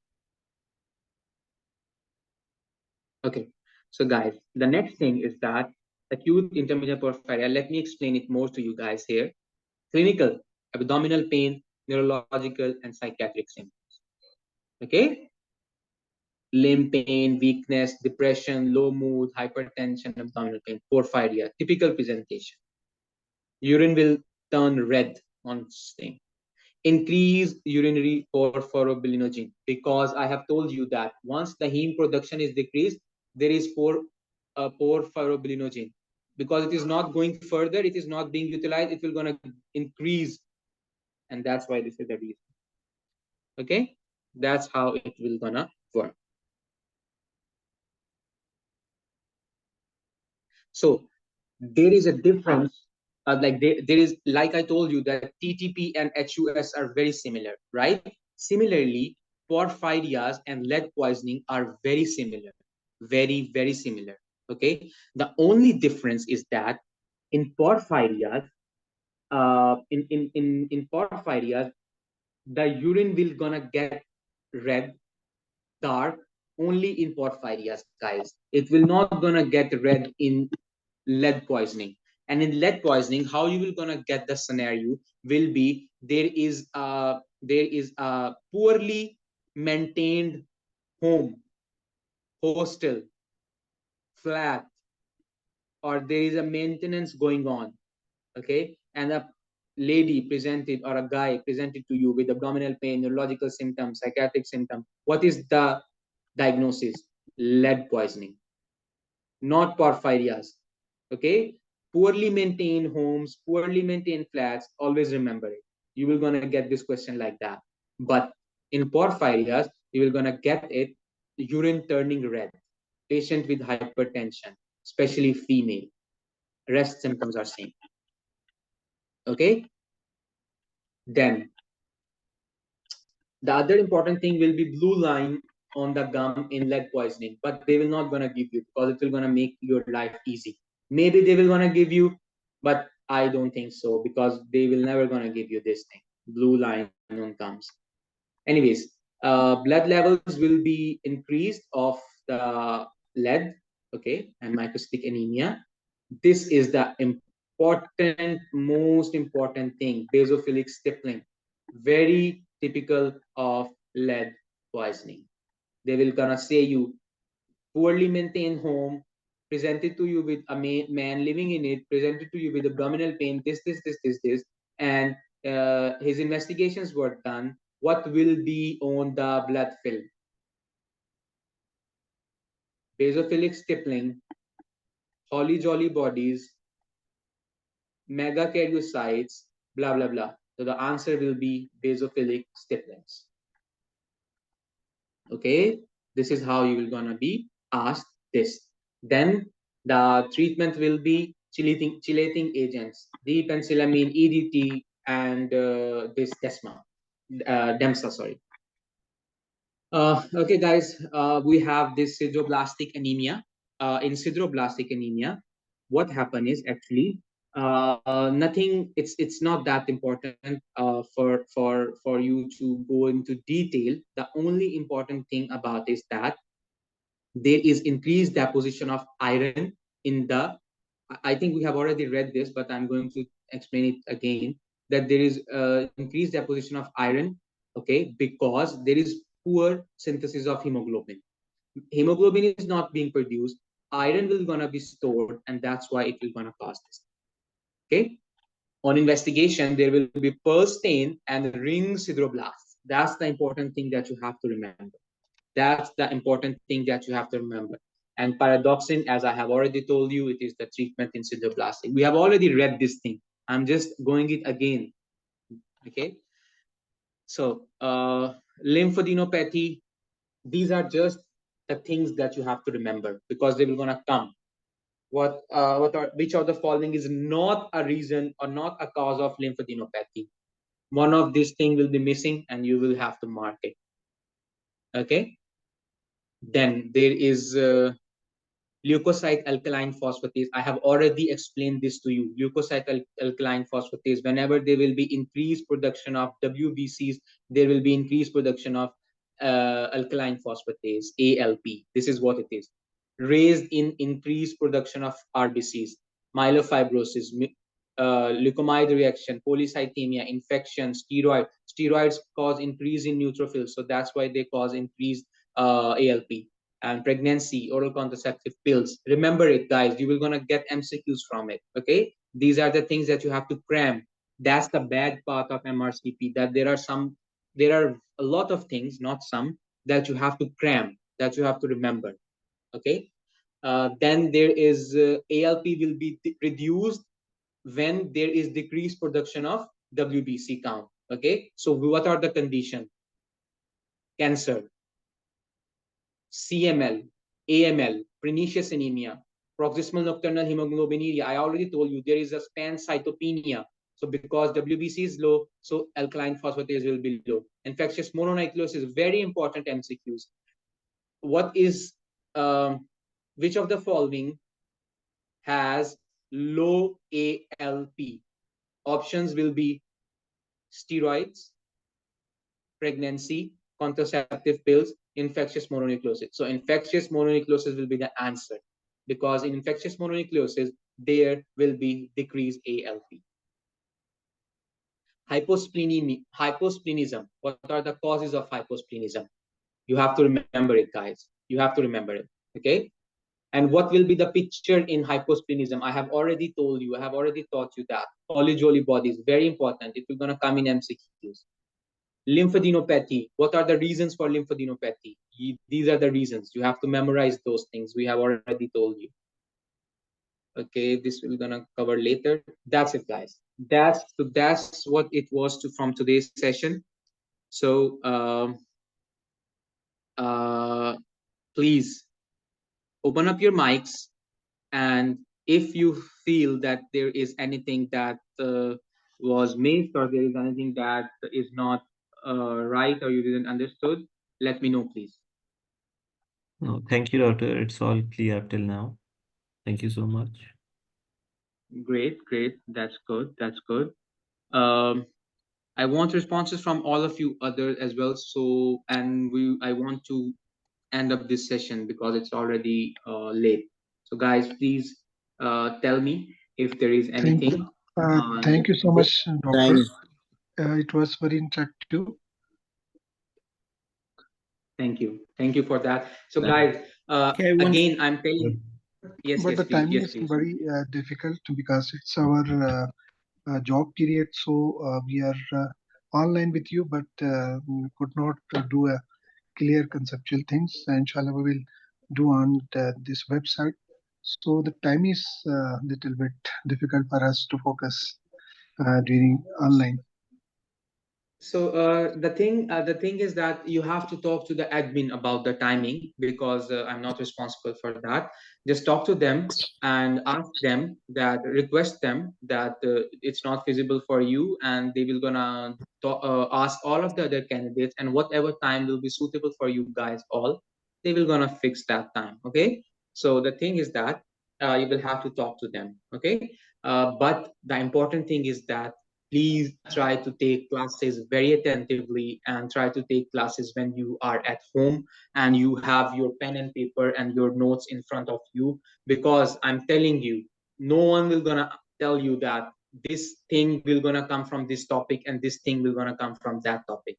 You are the only one here, I'm telling you, and this will gonna help you when you will start studying, and when you will start solving the question, because you will gonna recall my words that Dr. Zephyr told us that this is going to come like this. So this is how it is coming here.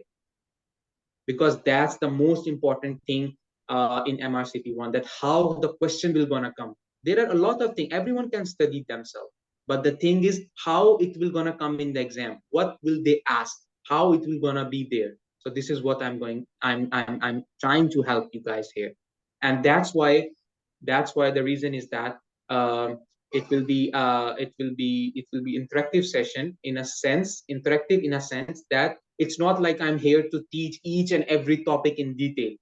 I'm here just to make your life easy. I'm here to help you, to give you tips, and to tell you that from this topic you have to focus on this, and from this topic the questions will be like this. Okay. Okay. Yeah, so really helpful.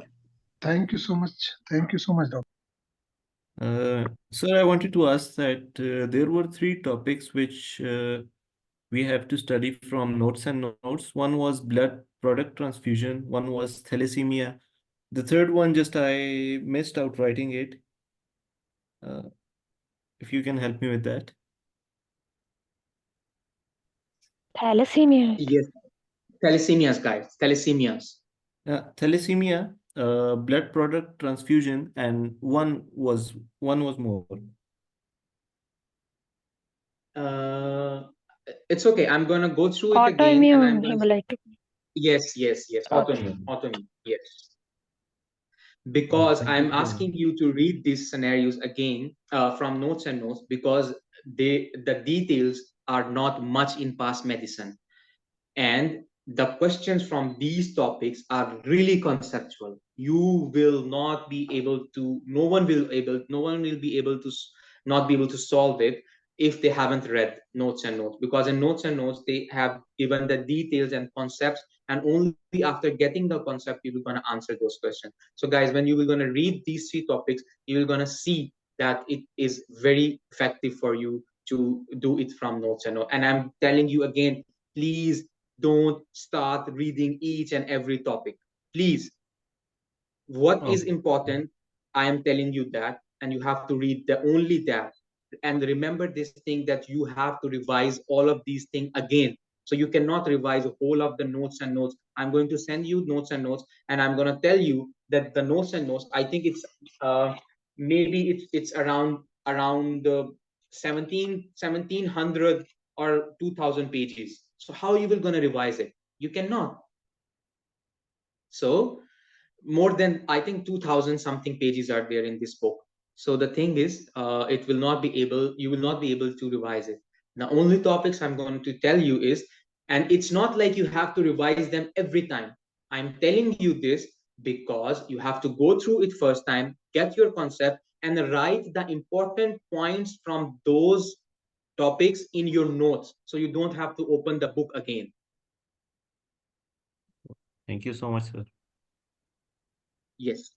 So, guys, I know we have a complete Sir, full-fledged session now till 1 month. pass So, sorry?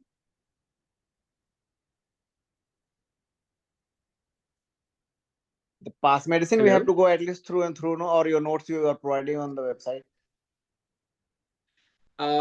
Listen, doctor. The thing is that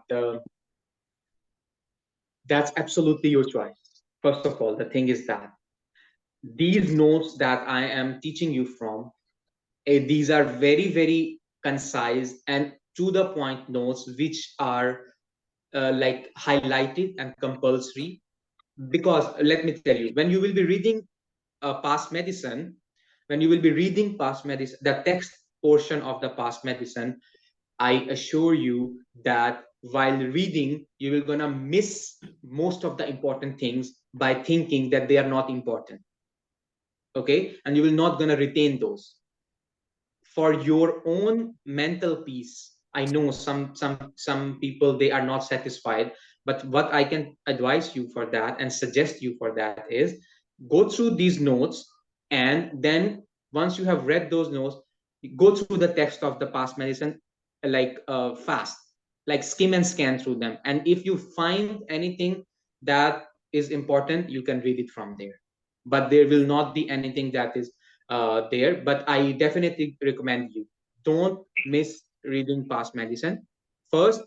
If you want to read past medicine first, read it. If you want to read these notes first, read them. It's totally up to you. I'm not going to restrict you, or I'm not going to say that no, no, no, do this, do that, do that. I'm here to help you guys. I'm not here to put boundaries on you.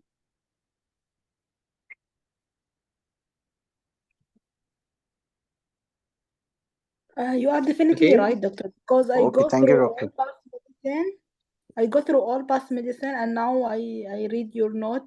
So there is I got lost there in past medicine. So there is totally different, because we are focusing the same things that's important in the exam. And in the exam, I couldn't remember all past medicine. But if the time go back and I study with you, so I will remember this most important things. Thank you for your feedback, Dr. Asjad. That's what I'm telling you guys. When you will, because past medicine, it is written in ink. Like, for example, if I'm gonna explain it in simple words, it's written in black and white.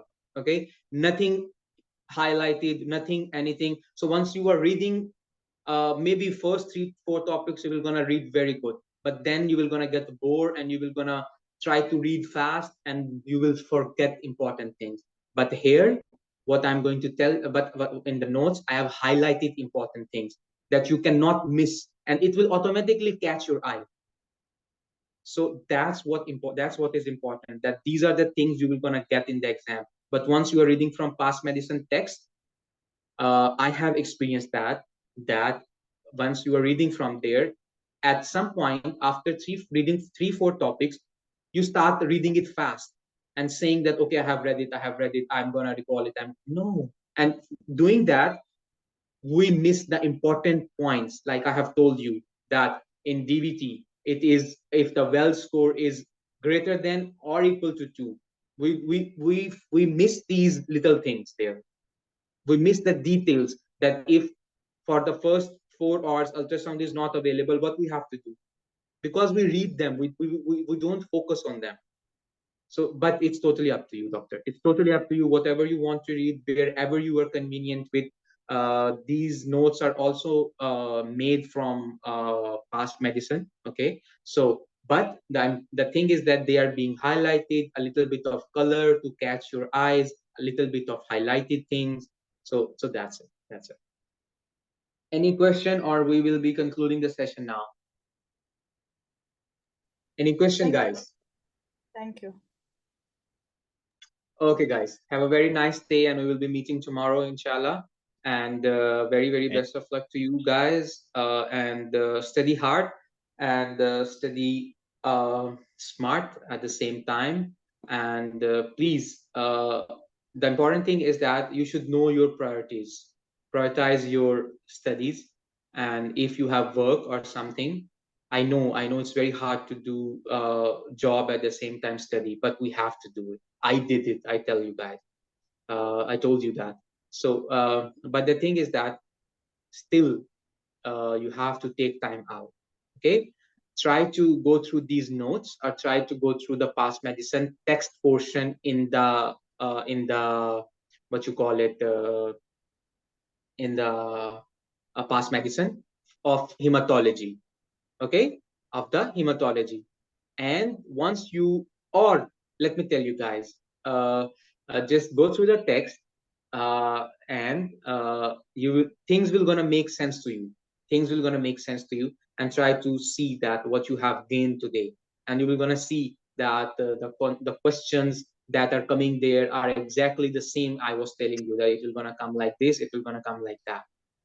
Anyways, have a very, very good night, good evening, and I will see you tomorrow, guys. Take care. Bye bye.